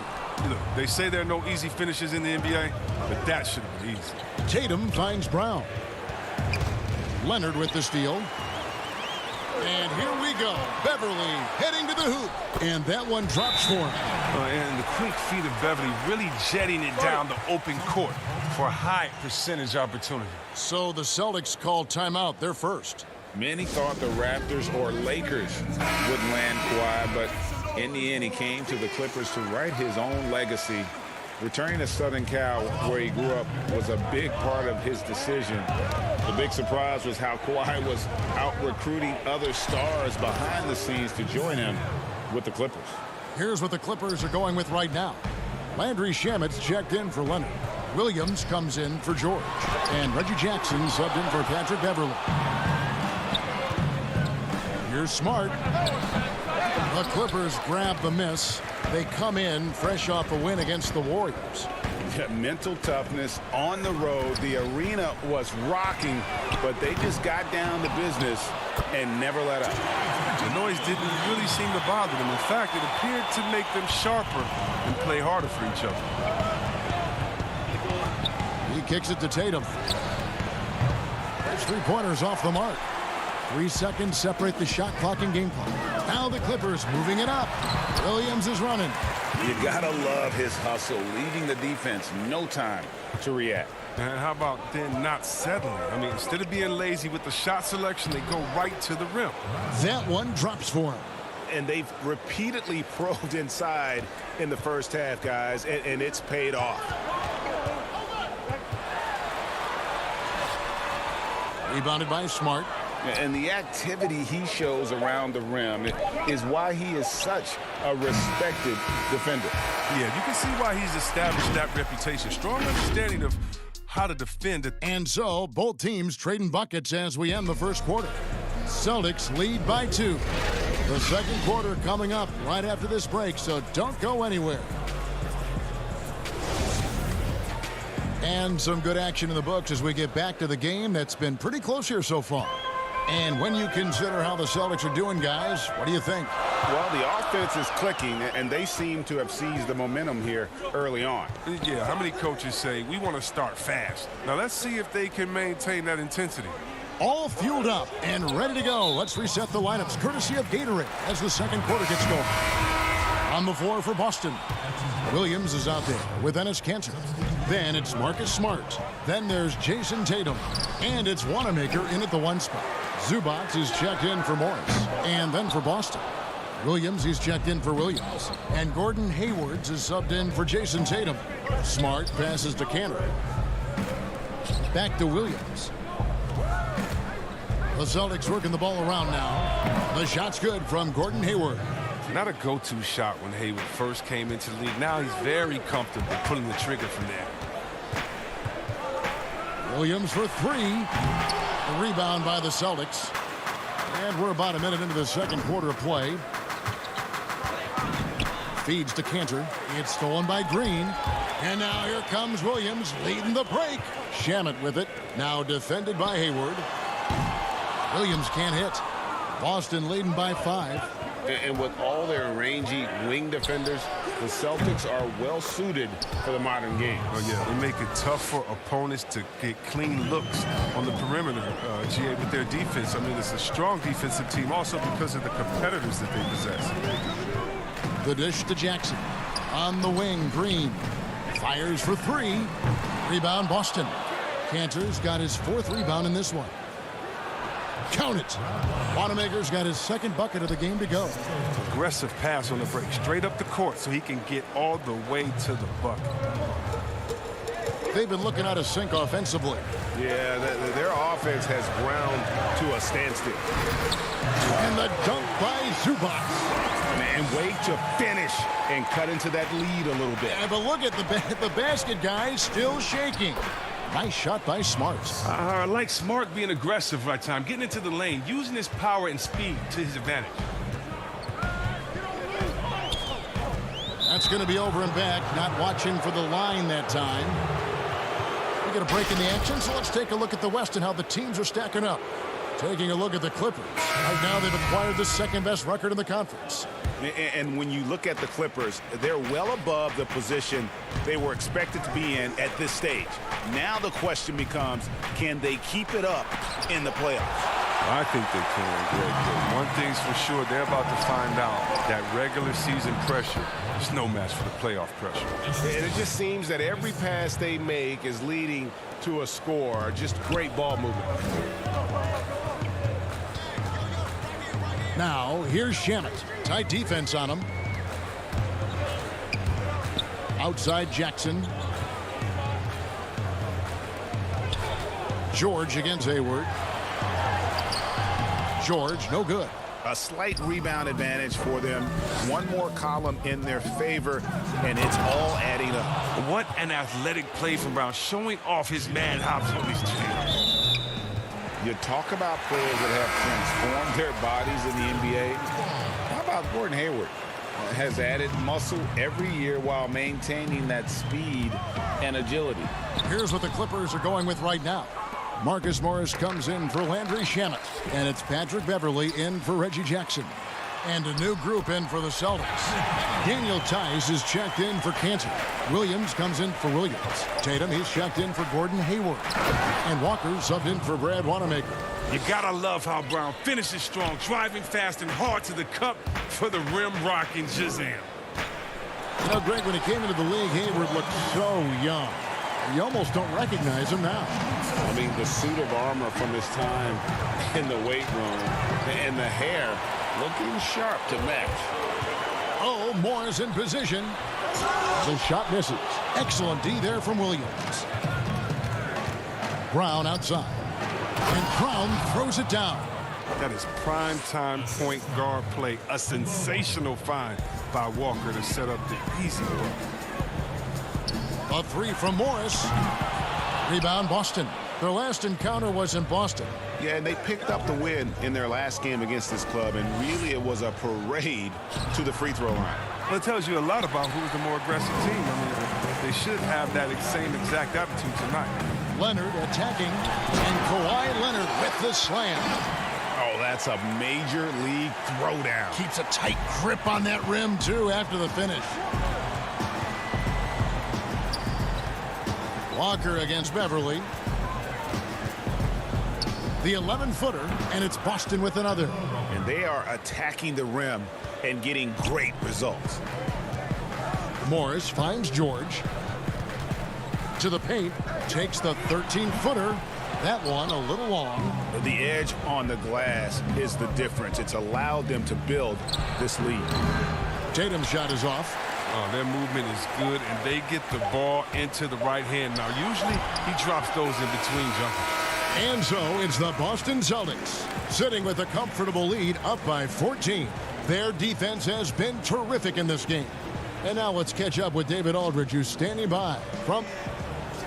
Thanks for the great interview, David. And we'll be back for the third quarter of basketball following half. The 2K Sports Halftime Show. Hey, welcome back to 2K. Boston found themselves in a close game in the first. They got their lead up to as many as 8 points in the... And that...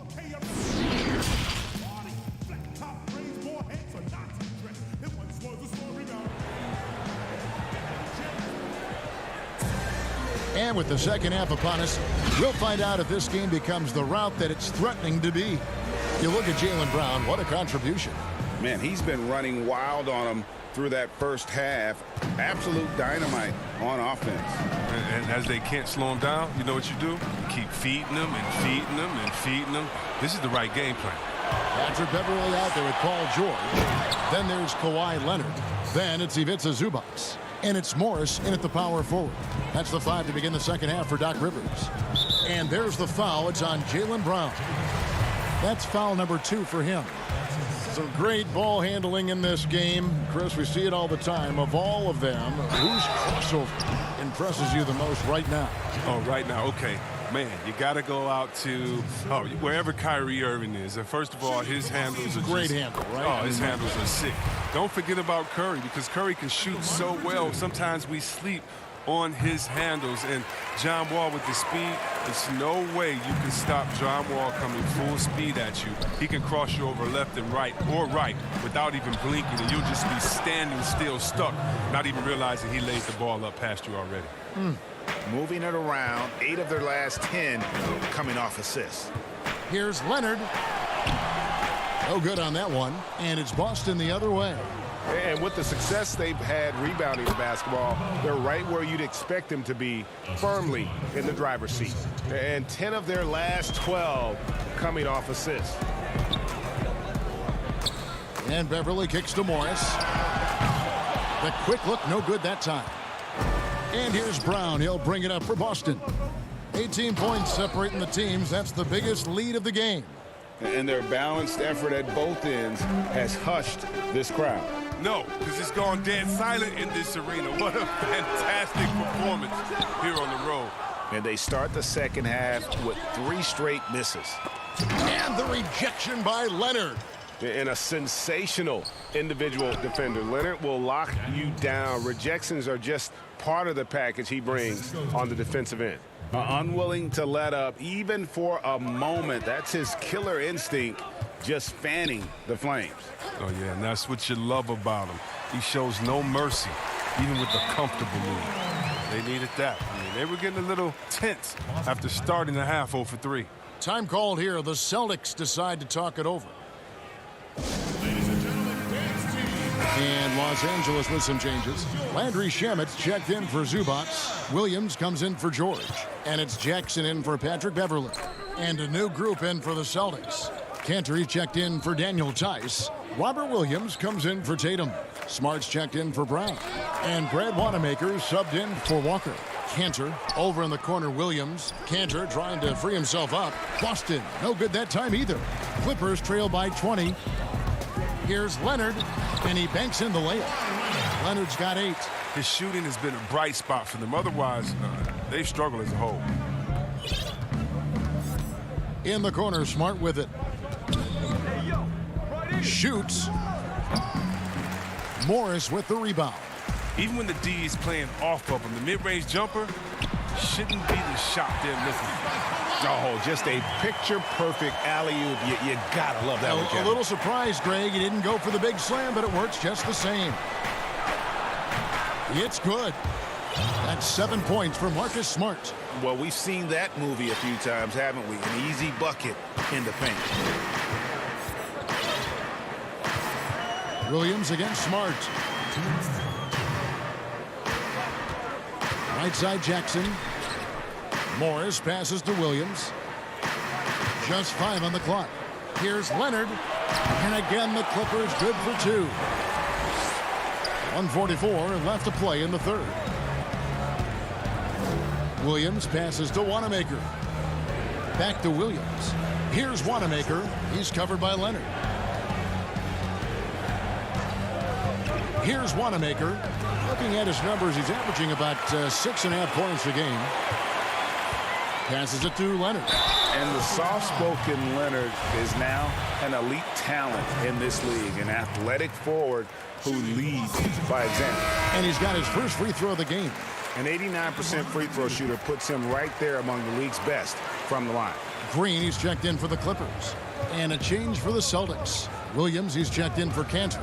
Here's Smart, and a lot of contact on that one, so he'll shoot 2 here. It's on Kawhi Leonard. And after signing a 4-year, $52 million contract extension, Marcus Smart rewarded the Celtics, Chris, with the best season of his young career.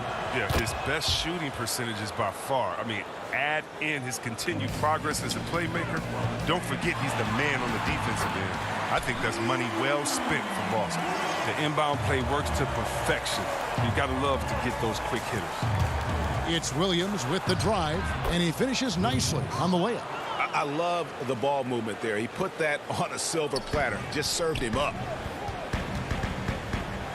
Shamet kicks to Williams. Some nice ball movement by the Clippers. And the whistle blows as the basket counts, and a 3-point play chance right here. One free throw coming up. What a play there. The hoop plus the harm. Los Angeles making a switch here. George is checked in. Boston also with the sub. Walker's checked in. Celtics leading by 13. Williams passes to Walker. Stolen by Walker. Outside Williams. From 10 feet out. He can't get it to go. And the Clippers will come the other way. Their next game playing at home as the Nets come into town. That'll be the second of 4 games at home for them. Smart misses. and not allowing the shooter even an inch of breathing room on that one. Yeah, Greg, that's just great defense, forcing his man into a difficult attempt. Williams dishes to Hayward. First trip to the free throw line for him in this one.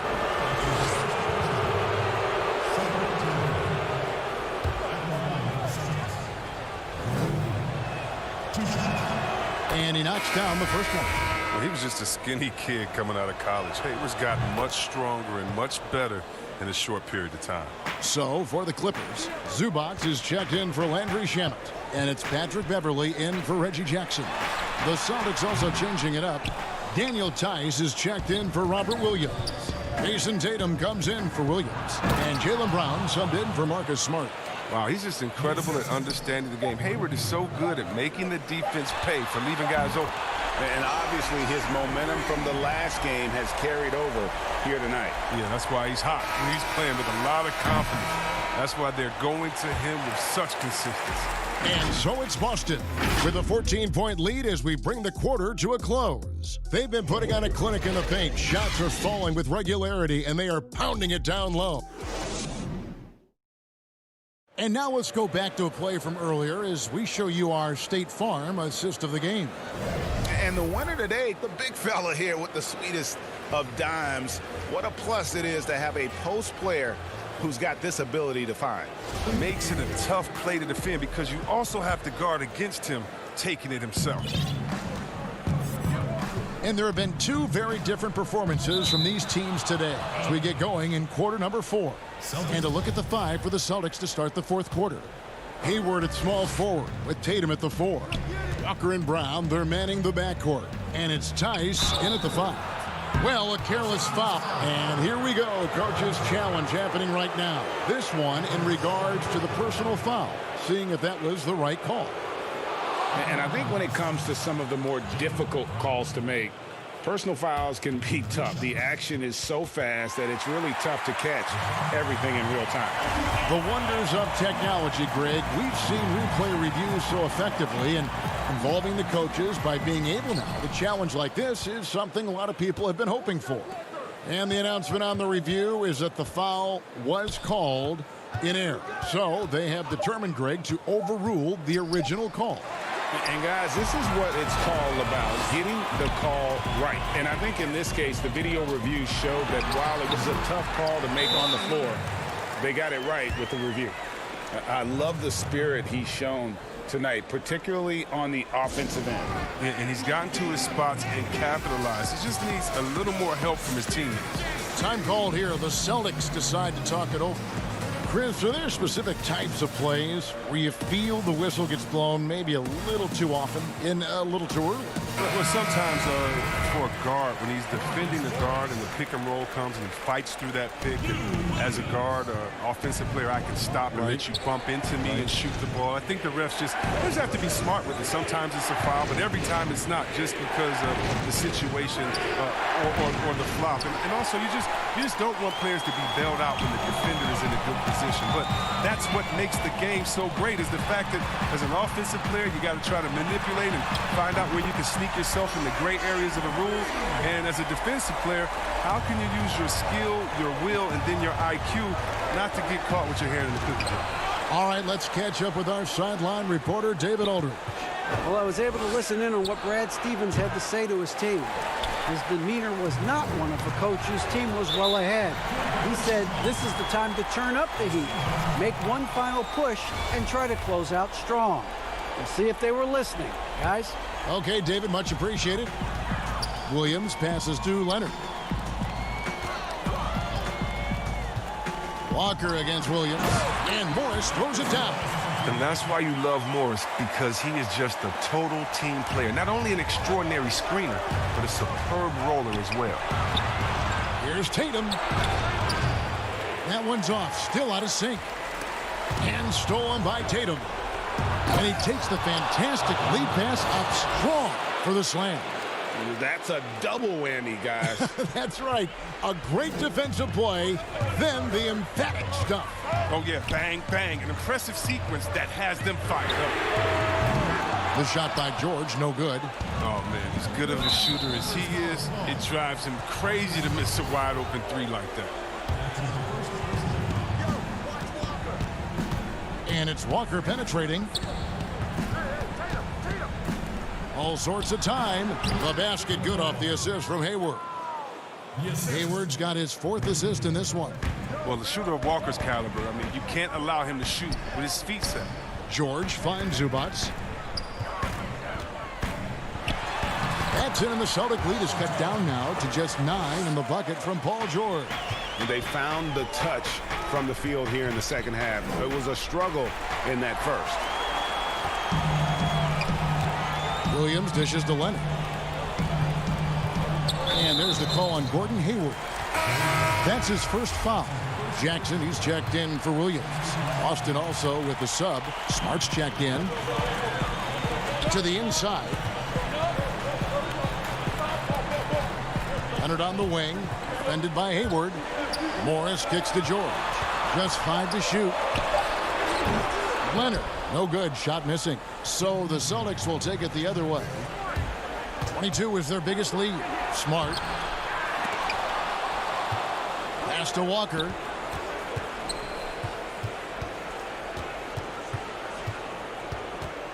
Over Jackson. No good. Not a friendly rim at all this trip down. Here's Leonard. And Morris throws it down. You really admire how fierce Morris is on the glass. He never gives up on keeping the next possession alive. Now a timeout called by Boston. They're up by 7. 1:35 left in the 4th quarter.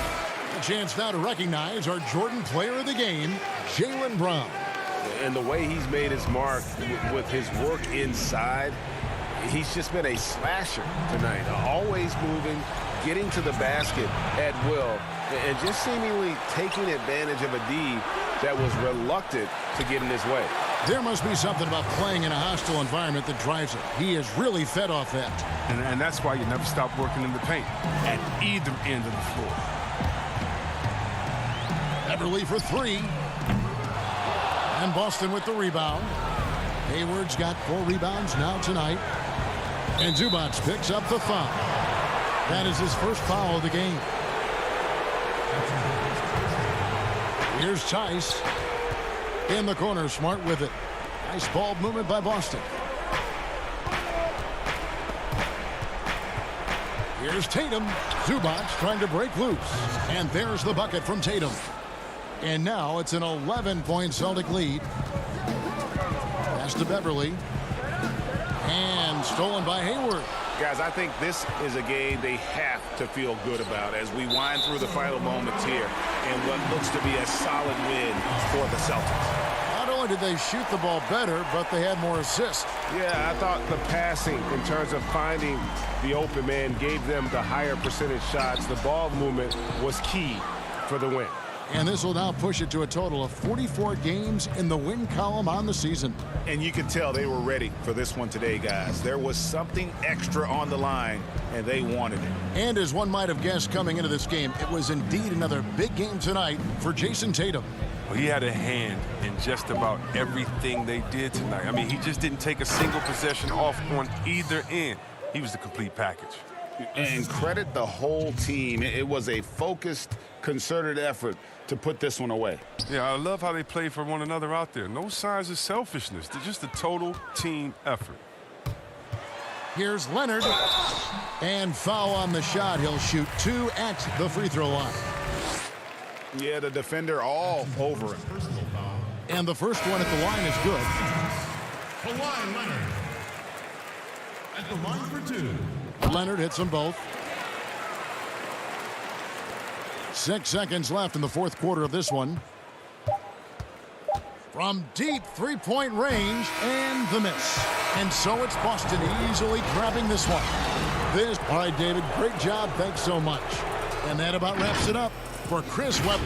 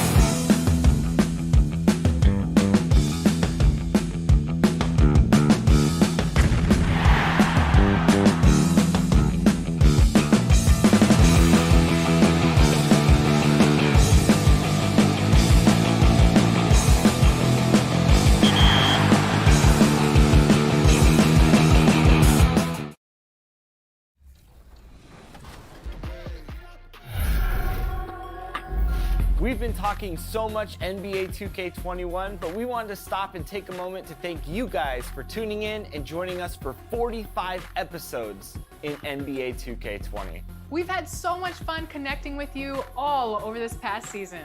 So as we put NBA 2K20 to a close, we take a look back at our favorite moments on NBA 2K TV. Check it out.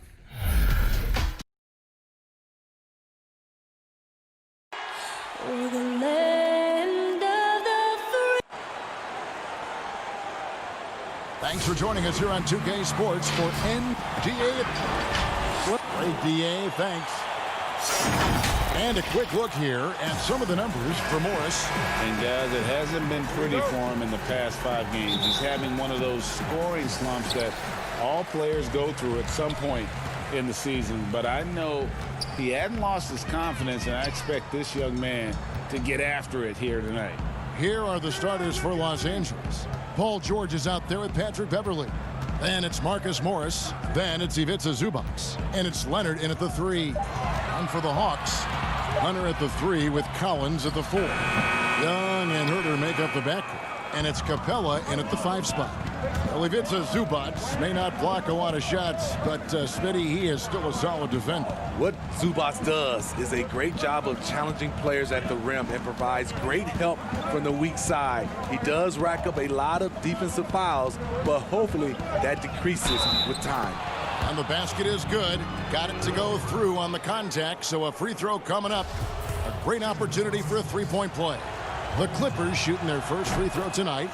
Well, Smitty, we're coming down the stretch here. Talk about the mental toughness needed to finish a season strong. You know, I think you got to have that. Everybody talk about the game physically, guys making shots. And we all know there's some teams and players, they all do that well. But who's the tough team that can get through the tough times? That's when you see the teams that can get over the hump and you start to say, I like that team. Beverley feeling it out a bit, and Trae Young gets the whistle that time. That's his first foul. And just over a minute played here in the start of the game. George finds Morris. Some nice ball movement by the Clippers. Releases from 15. Rebounded by Capella. You expect him to make that, especially from that distance.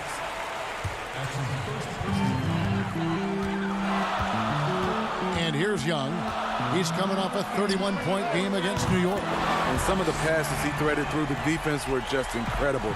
He made it look so easy. Beverley the pass to George. Collins grabs the miss.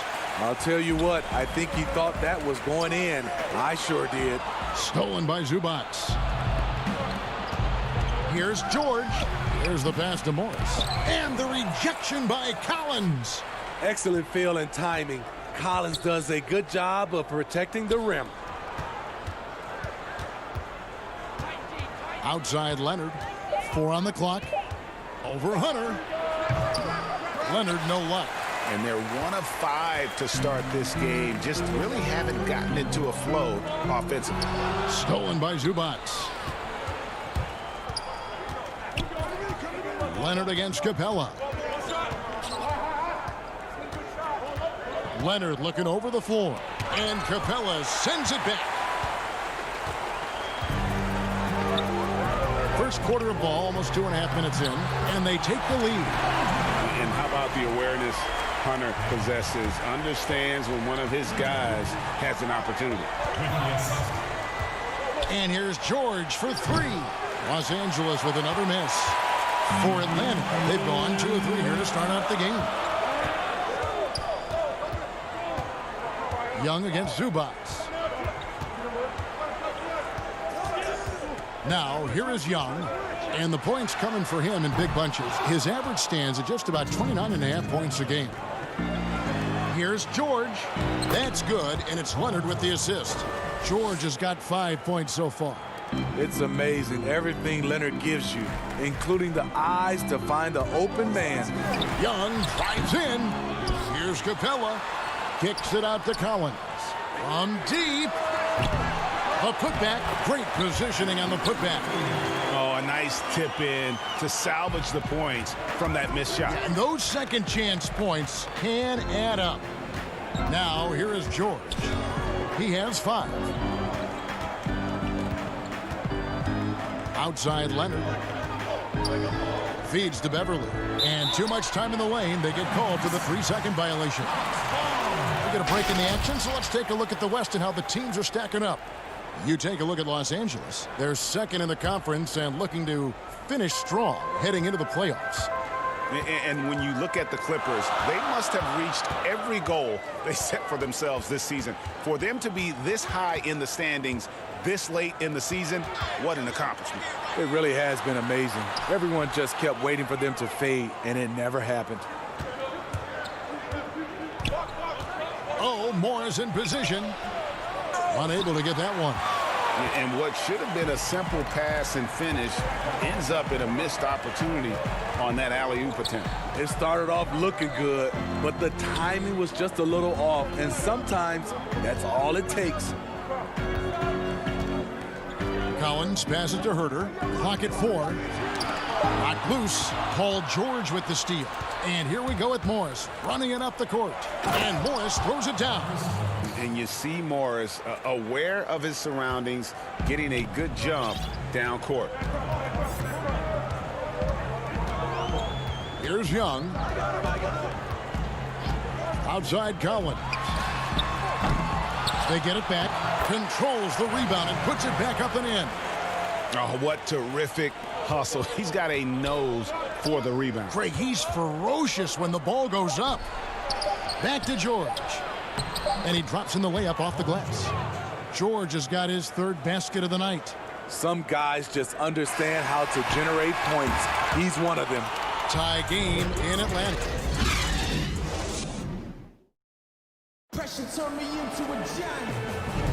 Some good action already in this one, but a fairly even matchup after the first quarter of play. And when you consider how Atlanta is doing, your thoughts? Aggressive at running guys to the backboard. You could tell it was part of their game plan coming in. And they have the guys to do it. Play to your strengths, and they can make up for some of your weaknesses. Setting the floor for the Clippers. Jackson is out there with Lou Williams. Then it's JaMychal Green. Then it's Marcus Morris. And it's Shamet in at the 3 spot. Teague deciding where to go with it. No good with the triple. Los Angeles leading by 3. And the call will be against Jeff Teague. That is his first foul of the game. Inside. And Jackson with the basket on the assist by Williams. The developing feel Reggie Jackson has for scoring inside, playing much more under control these days. Teague the pass to Dedmon, and Dedmon throws it down. Those plays can make a difference in a game like this. Well, you know it's going to fire up, Greg, everybody on that bench. This is a close-knit group. They feed off one another's energy. Jackson dishes to Green. Jackson passes to Green, and Green slams it in.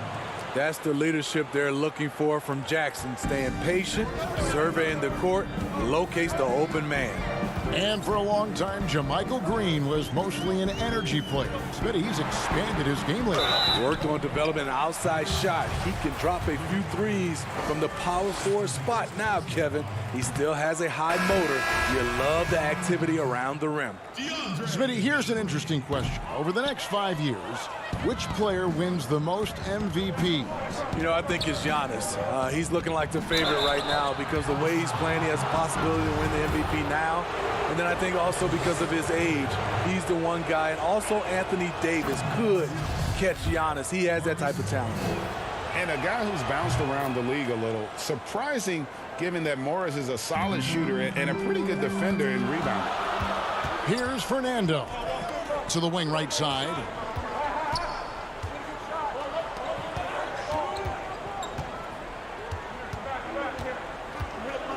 Outside Teague. 6 to shoot.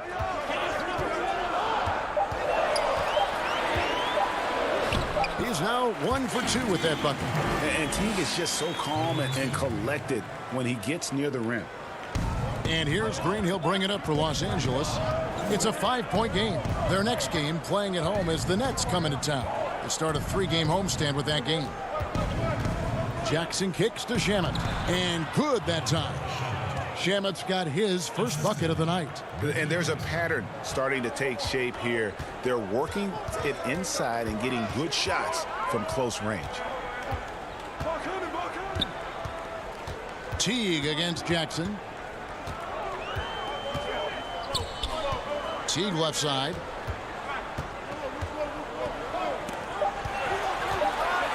Pass to Bembry. Over Williams. Bembry misses. Clippers leading by 7. In the corner. Shamet with it. Williams looking around.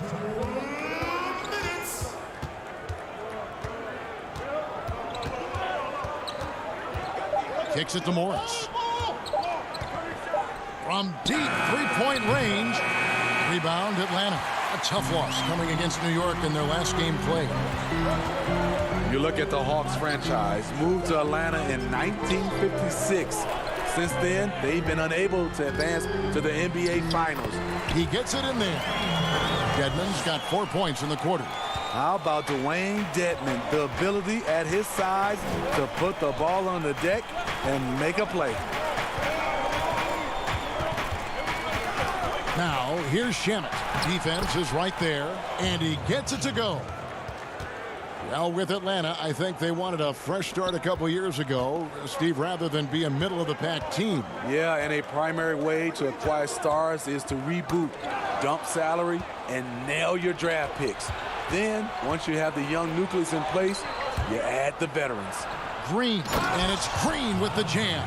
And don't let Green's skill game confuse you. He can rise up and finish around the rim with the best in the business.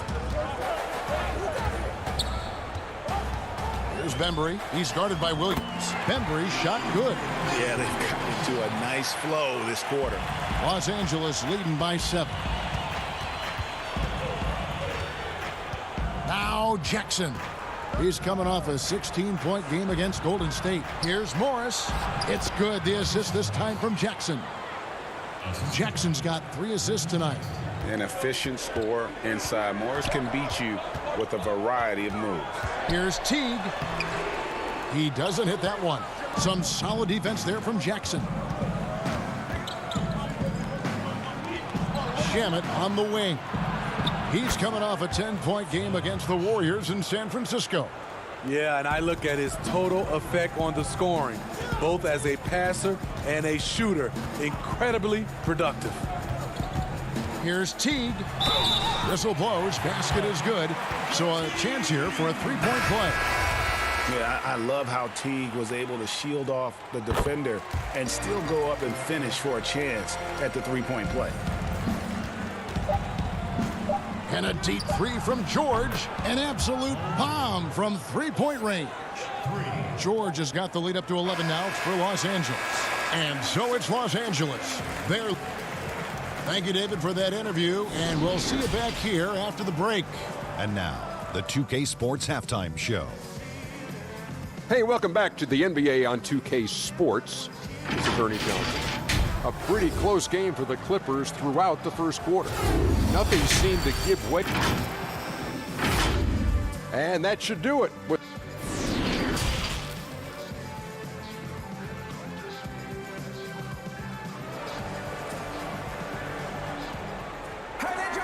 And there wasn't too much drama in the first half, but maybe things will tighten up here in the second. It's been one outstanding game from George. Man, he's been running wild on them through that first half. Absolute dynamite on offense. This is his challenge, to continue to dominate, to help them try to close strong here in the second half. Young and Herter make up the backcourt. Hunter at the 3 with Collins at the 4. And it's Capella in at the center position. That's the group starting the second half for Lloyd Pierce. The Hawks trail by 11. Well, coming into the league, John Collins mostly an around the rim scorer. His development as a shooter giving him more versatility. Now, here is Young. The tray gets the three-pointer to fall. Young's got it going here in the start of the second half. The first points in the third quarter for the Hawks. Beverly against Young. The feed now to George.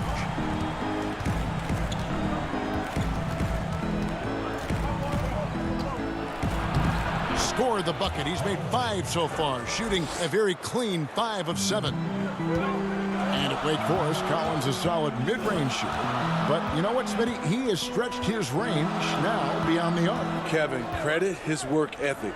A power dunker, but he's not content to live inside. Now, here is Young. He's got 6. Collins finds Young. Just 3 to shoot. And they'll turn it over. Could not get off his shot. 24-second violation. We've got a quick moment now to take a look at the long-term rebounding numbers over several seasons for Capella. On the boards, he's been a much bigger presence these last few years than he had been prior. And he can be counted on now to make an impact with his rebounding. And that's a product of all the work he's put in down low. Now here's Leonard. Nothing yet on the scoreboard for him.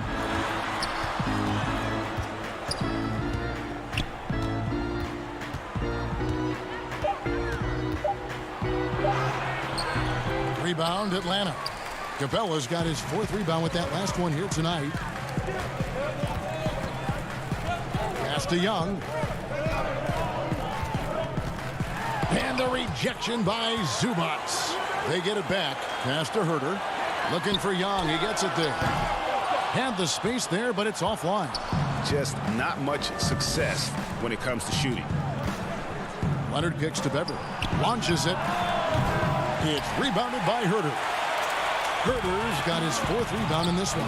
That's 1 for their first 4 to start the second half. He hangs in there and cashes in on the second chance points. And one thing about Hunter, it never gives up. You can see the focus and energy that he plays with on every possession. Now, here's George. Beverly with the ball. Looking at his point production, he averages almost 8 points a game. Morris passes to Leonard. The putback. Great positioning on the putback. And the Clippers lead by 10. And you'd like to see more of this from Marcus. Attack that offensive glass and generate some points outside of those set plays. From deep. The long distance 3 is buried. Young's got 9. When it comes to just the love for the game, Smitty, does every NBA player have to have that? Or is it possible to not love the game, embrace the game, and work through it in that way? You know, I think 90% of the guys have a love for the game. I think there are some guys that just don't love it, but they play it. And there's nothing wrong with that, as long as it doesn't, I guess, spill over to the guys that love it. There's some plays. I played with some players after they left the gym. They didn't think about a game, of watching the game, playing the game. But when they're on the court, they gave 110% effort. There's some guys that just love it, and there's some guys that just like it. But I know you, and you did. You loved the game. I still love it, Kevin. Still love it. I know you do. I know you do. Here's Young after the Clippers pick up 2.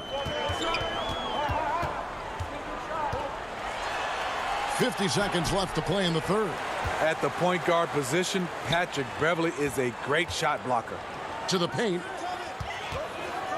Out of bounds, the Clippers take possession. Carter, he's checked in for Hunter. The Clippers also making some changes.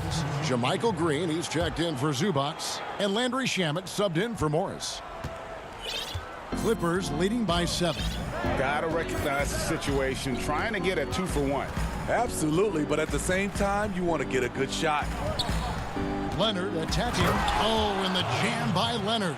I'll tell you what, when Kawhi knifes his way to the rim, it's next level. Shots good from Young. He's got 13. Trying to slice into this deficit every time up the floor. Terrific quarter for him. Outside Leonard. And he comes up with the deuce. Leonard's got his second bucket tonight. One of the more physical wings in the league. Kawhi gets smacked there, but not to be denied. And so it's the Los Angeles Clippers with their lead standing at 6 points here at the end of the quarter. And let's take this chance now to show you the State Farm assist of the game. And, you know, you can always count on him for at least a couple of these pretty assists over the course of a game. And this one, a thing of beauty. You see why they trust him with the ball in his hands. He can make the simple play, and he can pull off the spectacular. Well, what a terrific game it's been so far, with this fourth quarter sure to bring more pressure-packed basketball. All right, now a chance to set the floor courtesy of Gatorade. Fourth quarter action, all fueled up and ready to go. Setting the floor for the Clippers, we've got JaMychal Green. Landry Shamet is out there with Kawhi Leonard. Then it's Williams. And it's Jackson in at the point guard position. Williams passes to Jackson. Misses from close range. The Hawks trail by 6. And there's the pass to Reddish. Three-pointer. And it's the Clippers with the rebound. Green's got 4 rebounds in this game. Leonard kicks to Jackson. 13 feet away. Connects, the jumper drops. And the Clippers lead by 8. When Jackson can't get all the way to the rim, this is his go-to. Shoots for a decent percentage from mid-range. Poke loose. Leonard with the ball. Picked up by Teague. Pass to Shamet. Over in the corner, Green. Down low. He's looking for Leonard and finds him. 5 on the clock. Williams dishes to Leonard. Over Carter. And it's Leonard missing. So frustrating when you can't get anything to go down as you're trying to help your team finish the job. Outside Williams. He dishes it to Green. In the corner. Shamet with it. Outside Leonard. And the basket is good, and he's got a chance here for one more at the line. Strength, body control, and focus. Kawhi showing it all right there. A different look for the Clippers. Zubac is checked in for JaMychal Green, and Morris subbed in for Reggie Jackson. To the middle, here's Young. That shot is in, just like 6 others have been for him. He's shooting 7 for 15. I don't know what Coach told him at halftime, but he is shooting the lights out right now. We're in the fourth quarter here, just under 2.5 minutes gone. Leonard, the pass to Zubac. Kicks it out to Leonard from outside the arc. Sinks the triple. Leonard's got 10 points in just the second half. What a turnaround for him since the half. More aggressive and more effective. Guys, a good chance for them to slow it down. Yeah, they definitely should use some clock here. Pass to Zubac. Back to Shamet.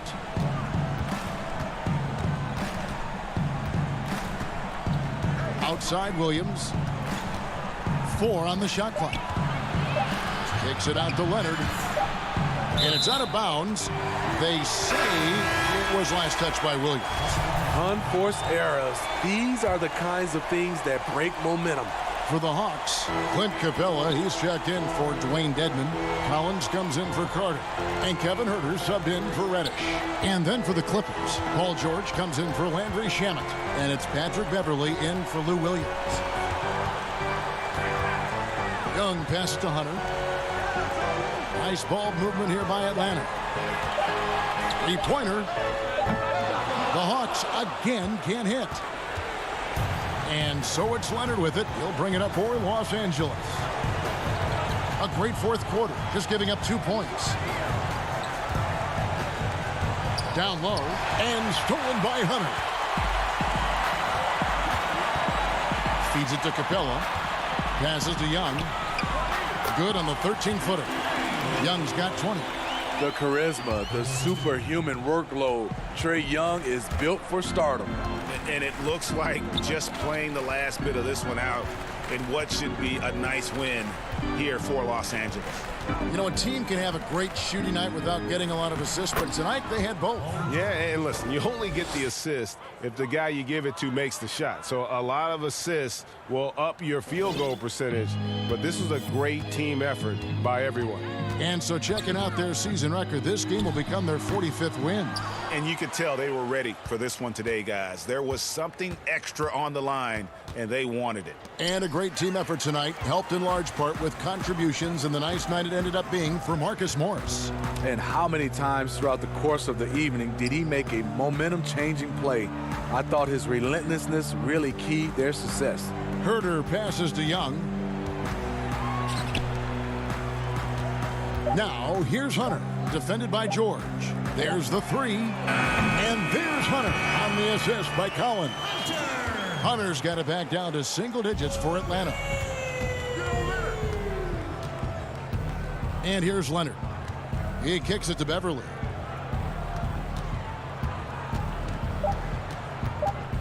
From deep three-point range. So the Clippers with the win. A solid win. All right, David, thank you. And that'll do it, folks.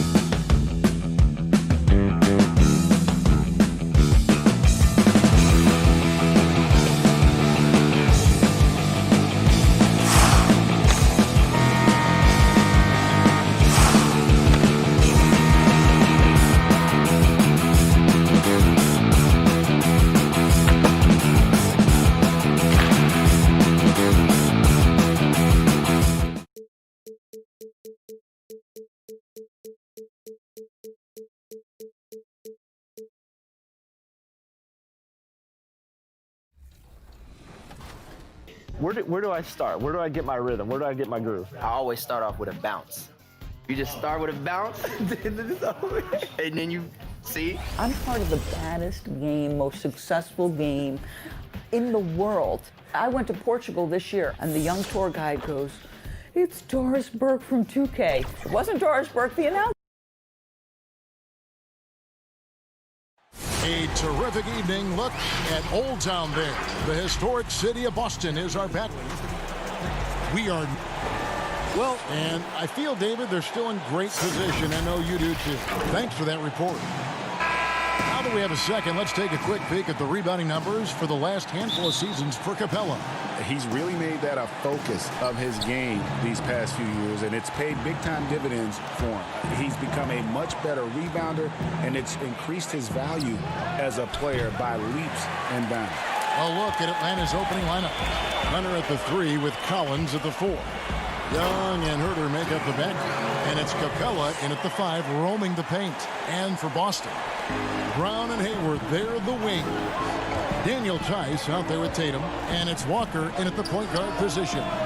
Capella, it's good on the putback. And folks, he did not luck into that one. He knew just where he wanted to be to grab that backboard. To the inside, Tatum. Rebound, Atlanta.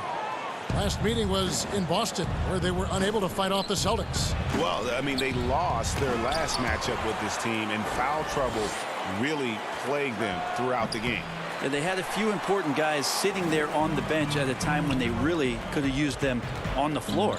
They have to play much more in control here tonight. Hayward outside. Brown wide open. He fired. Off target with his 3. For the Celtics, they come into this one following a loss to the Milwaukee Bucks. And even with the shift from Budenholzer to Pierce, the Hawks continue to rely on the 3 as much as any team. No doubt about it. I think the front office still accentuating the fact that they want to find some floor spacers after that 19th pick in John Collins, a guy that can rim run and protect the middle.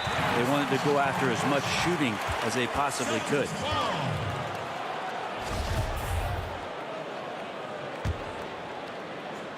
So it's Boston now. Now Walker, 11 points for him in that last game against the Bucks in Milwaukee. Brown, good. And the three-point shot is something that Brown continues to improve upon. It's important for him to be draining these looks. And he uses the glass on the layup. Just setting the tone with an aggressive move to the rack. And where's the help defensively? Are you asking me, GA? I'm not sure.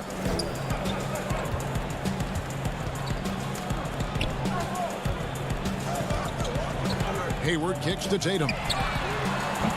No good from outside. Hawks have gone just 2 of 7 so far. A little bit of a slow start for them.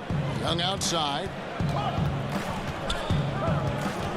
Passes it to Capella. Back to Young. Lets it go with the 3. It's good from long range. Young's got 5 points so far. You just can't forget about Trae Young. Not for a second out there. We saw him there with that quick release. Walker finds Hayward. Back to Walker. Celtics passing it around. The 3 from Tatum. It's rebounded by Herter.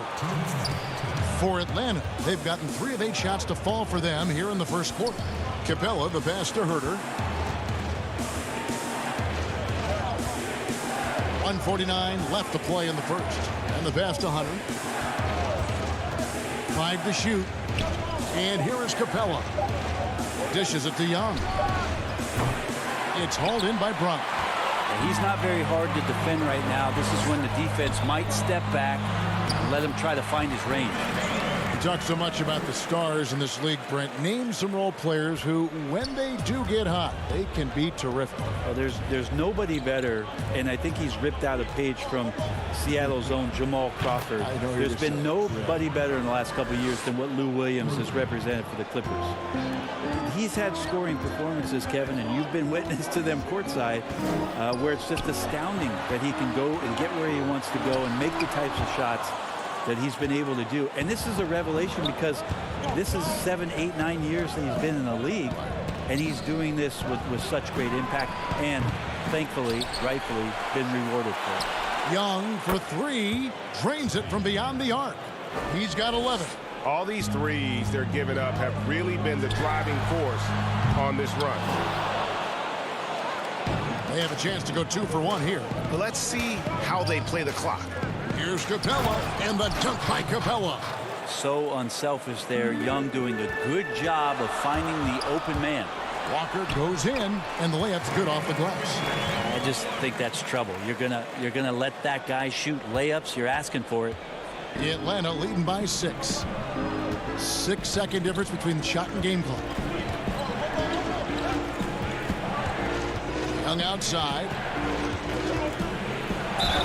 Fouled on the shot and picks up 2 points. So 1 free throw coming up. This quarter belongs to him, and that's how you do it when you're out in front. Don't play it safe. Keep that momentum going. First trip to the free throw line for him tonight. And he's been terrific, guys. I mean, the percentage right around 86%. So no doubt he's pleased with that. And Trae Young wants to be a leader, but it's not about wanting it. You have to show it on a consistent basis so your teammates start to look towards you. Carter for 3, knocks down the 3 ball. Excellent all-around performance so far, hence the big lead. Well, if I was baking up a lead, I'd add 2 ingredients. One would be playing. Trae Young, he's feeling it tonight and has been the driving force for the Atlanta Hawks. He totaled 14 points in the quarter. He's given them all the offense they need right now. And we've got more NBA action on 2K Sports coming your way after this break. And welcome back to the second quarter of action. Plenty of basketball left to play, but this one has been one-sided so far. And for the Hawks, this has been the game they've wanted to have. Coming in hot.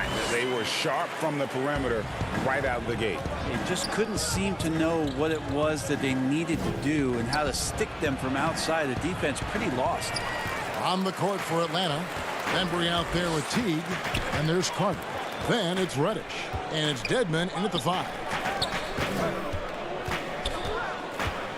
Tatum deciding where to go with it. Smart on the wing. The basket is good off the assist from Williams. For a guy who's still working on his range, love to see Smart attacking on the interior. Teague with the ball. Looking at his point production, he averages almost 11 points a game. And the shot goes in. Teague's got his first points in this one. Excellent play. Just adding fuel to the fire and really trying to put this one out of reach. This is what great players try to do. They're not allowing the opposition to gain any kind of hope to try and get back in the game. Guys, you talk about players coming in and with a huge impact. Jason Tatum showed he was more than ready to be an NBA star. Where do you see a player as polished and as impactful as Tatum? Step right in to be one of the top players on a top team with Boston. Fits their system perfectly and really the sky is the limit for that young man. And, of course, there's no questioning Cam Reddish's talent levels. Greg, he has a high ceiling. Yeah, I mean, great size, length, the fluidity as an athlete. He can make an impact at both ends of the floor. Shoots the 3 well for a young player, and you love his ability to match up, really 1 through 5. Marcus Smart. Very rare for players to be elite defenders from the moment they set foot in the NBA, but that was the case for Marcus Smart. A tremendous physicality to go with a pit bull disposition has made him downright scary at times at that end of the floor. And he makes that one. And those are the kind of nice inside looks they've gotten here in the first half. Wanamaker the pass to Smart. Here's Wanamaker. Teague covering. Here's Smart. Connects from three-point range. Smart's got his second basket of the night. You know, Greg, defense are given for Marcus Smart. The growth necessary for him has been at the offensive end. And now, finally making progress as a three-point shooter. Had already made strides with his passing. He's becoming quite the two-way player. Smart on the wing. Here's Wanamaker. Teague covering. Makes it off the glass. And now just a 5-point Atlanta lead. And they keep hammering away at him inside, forcing the ball into the paint. 11 feet away in Atlanta again with the bucket. Well, grab some bread because that's the butter from Jeff Teague. That's his game. Picked him clean.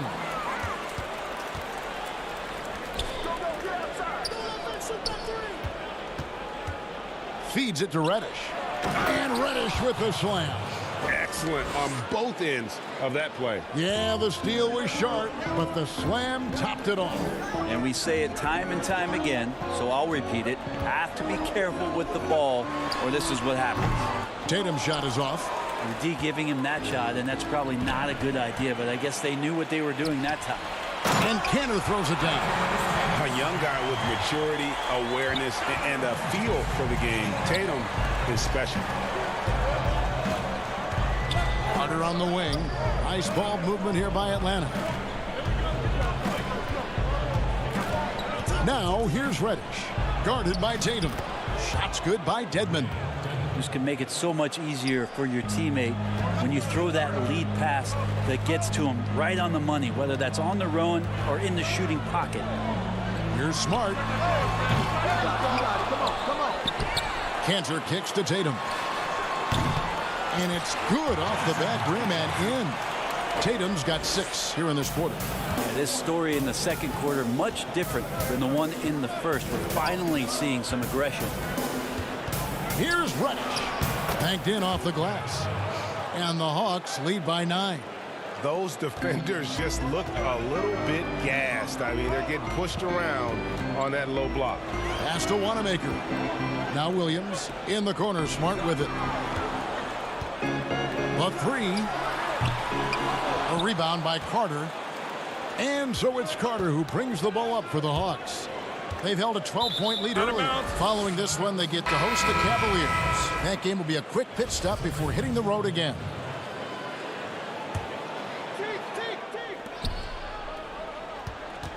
Teague feeling it out a bit. Pass to Fernando.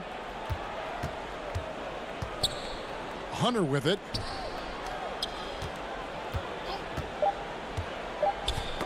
Tipped away. And it's out of bounds to the Hawks as Atlanta retains possession.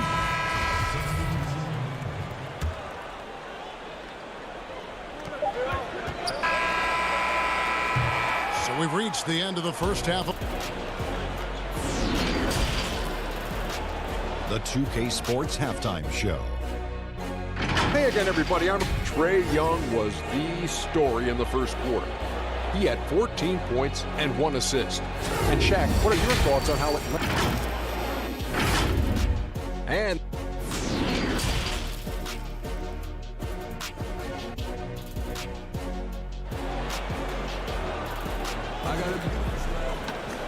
And we hope you've enjoyed the broadcast so far. We're halfway through the game. It's been one outstanding game from Trae Young. Well, we'll find out if they were able to find an answer for him over the break. He was scoring with ease in that first half. They're just way too easy out there, and I'm sure coach is going to make that a priority at halftime. Tucker and Brown, they're manning the backcourt. Hayward at small forward with Tatum at the 4. And it's Tice in at the center, locking down the middle. That's the Boston 5. From deep. No good that time. Now Boston takes it the other way. Outside, Walker. The basket good off the assist from Hayward. Walker's got the opening bucket to start the second half for the Celtics. Young against Walker. Young taking his time here. It's rebounded by Tice. Well, a lot of players in the league are going to make that shot, and for him, it's pretty much automatic. It's a good defensive effort to prevent the layup.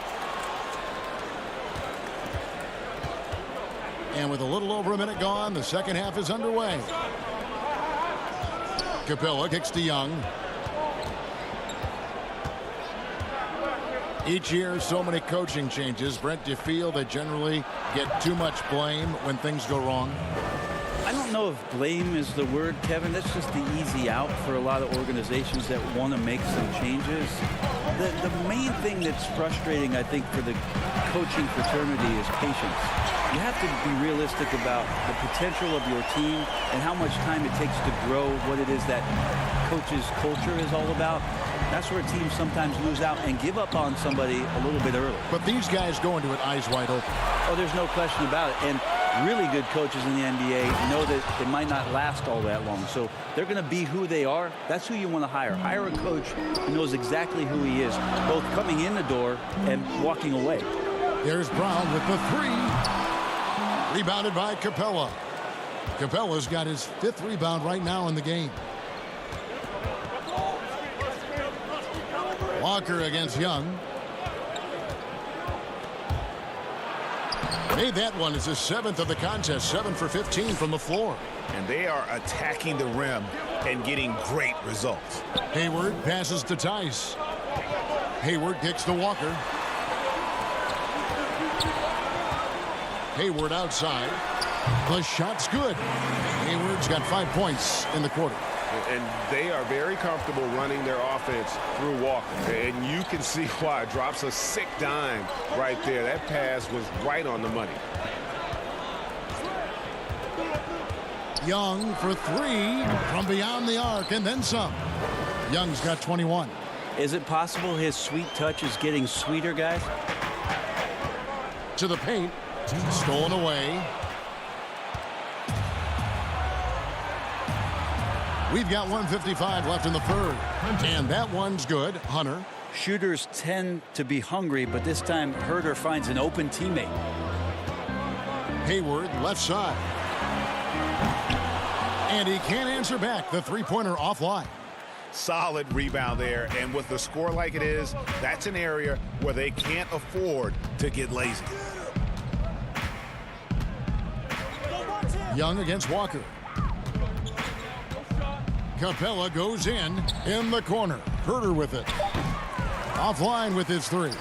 Celtics trail by 14. Here's Brown. Laid in with a nice touch off the glass. Brown's got 7 points. And really, Brown is astonishing when he takes it inside. The defense does not know what to do with it. Walker against Young. He kicks it to Capella. Passes it to Collins. The Hawks working the ball around. The putback controls the rebound and puts it back up and in.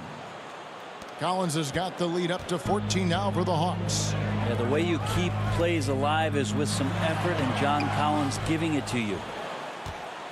Here's Atlanta now. They're on a 12-4 run. And it goes out of bounds. That one off Hayward. A split second late, but almost came up with a steal there.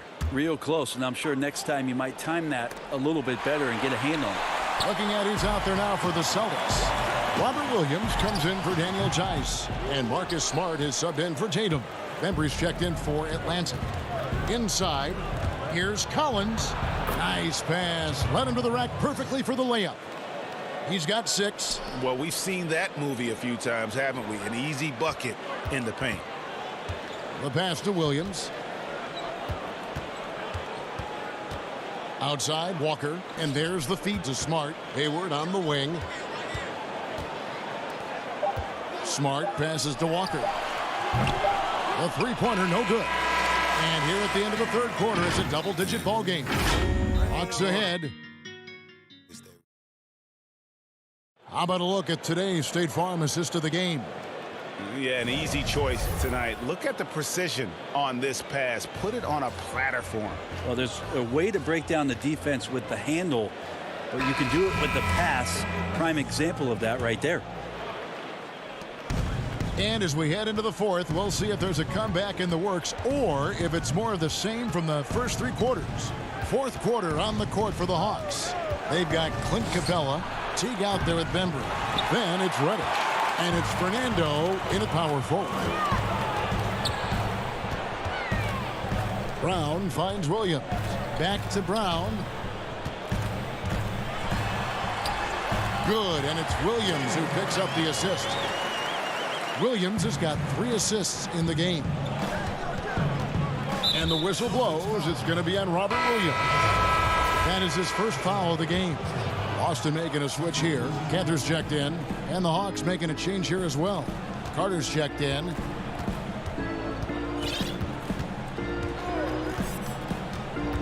And Teague has it in the corner.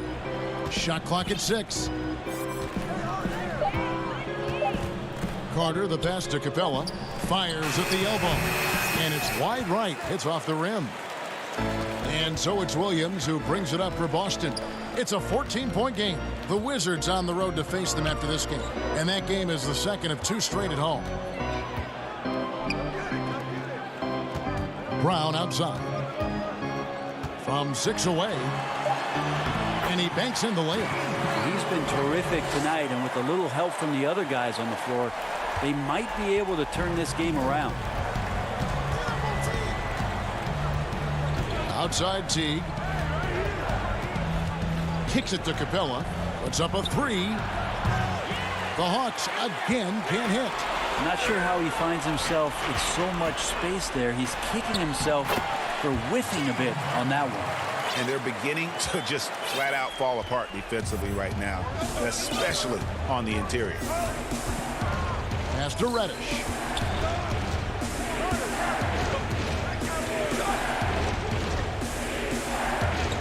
Outside Teague. Out to Carter. That's good, and so Teague with the assist. Just a solid performance on the interior. The rebounding has been off the chart. And Brown throws it down. Like the execution there from Cantor. Usually likes to score, this time with the pass. Here's Bembry. Count the basket. And Matador defense, that's one of the easiest shots he is ever going to see. Yeah, feels like Christmas right now, just gift wrapping points. And Clint Capella is going to pick up a foul. That is his first foul of the game. So Boston going with almost an entire new group here. Daniel Tice is checked in for Cantor. Tatum comes in for Robert Williams. Gordon Hayward's checked in for Smart. And Walker subbed in for Brad Wanamaker. The Hawks leading by 12. Herter passes to Dedmon. Young against Brown from downtown. Goes back up. Pass to Herter. Brown against Young.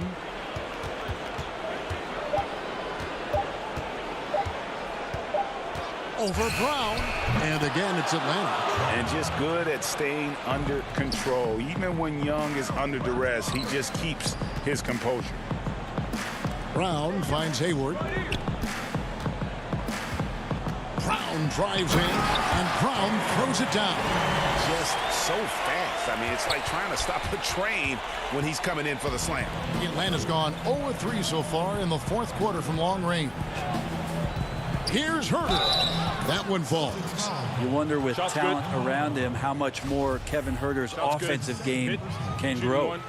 And the contract structure for NBA first-rounders, 2 years guaranteed, 2 years of team options, qualifying offer. Brent, should we consider changing that up? I think it's working pretty well, Kevin. I think every front office is out there trying to find players out there that are giving you value beyond your contract. And that happens a lot when you're a team that has a first-round pick, 1 through 10, 1 through 20, and you hit on a draft choice. You potentially could get 3 years and sometimes 4 when you have incredible players coming into the league as their first year, changing franchises around. But a player that's providing way more value than the contract that they're getting at that time. So I don't see that changing much. It gives teams a long enough time to evaluate the talent coming in. Seems to be working.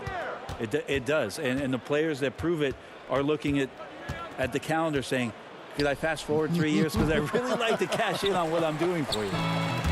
I'm honestly not sure what that was about. Maybe a protest against his coach. So you're saying, GA, that he's out there right now protesting in some form or fashion?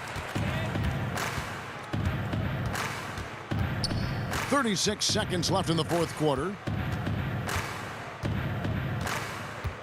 Young against Walker. And Young kicks to Dedmon. Young outside. From deep three-point range, the Hawks again can't hit.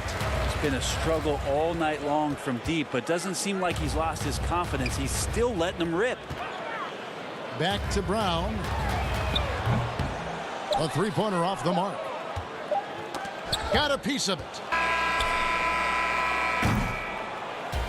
And so Atlanta takes this one by a big margin. And in the win, a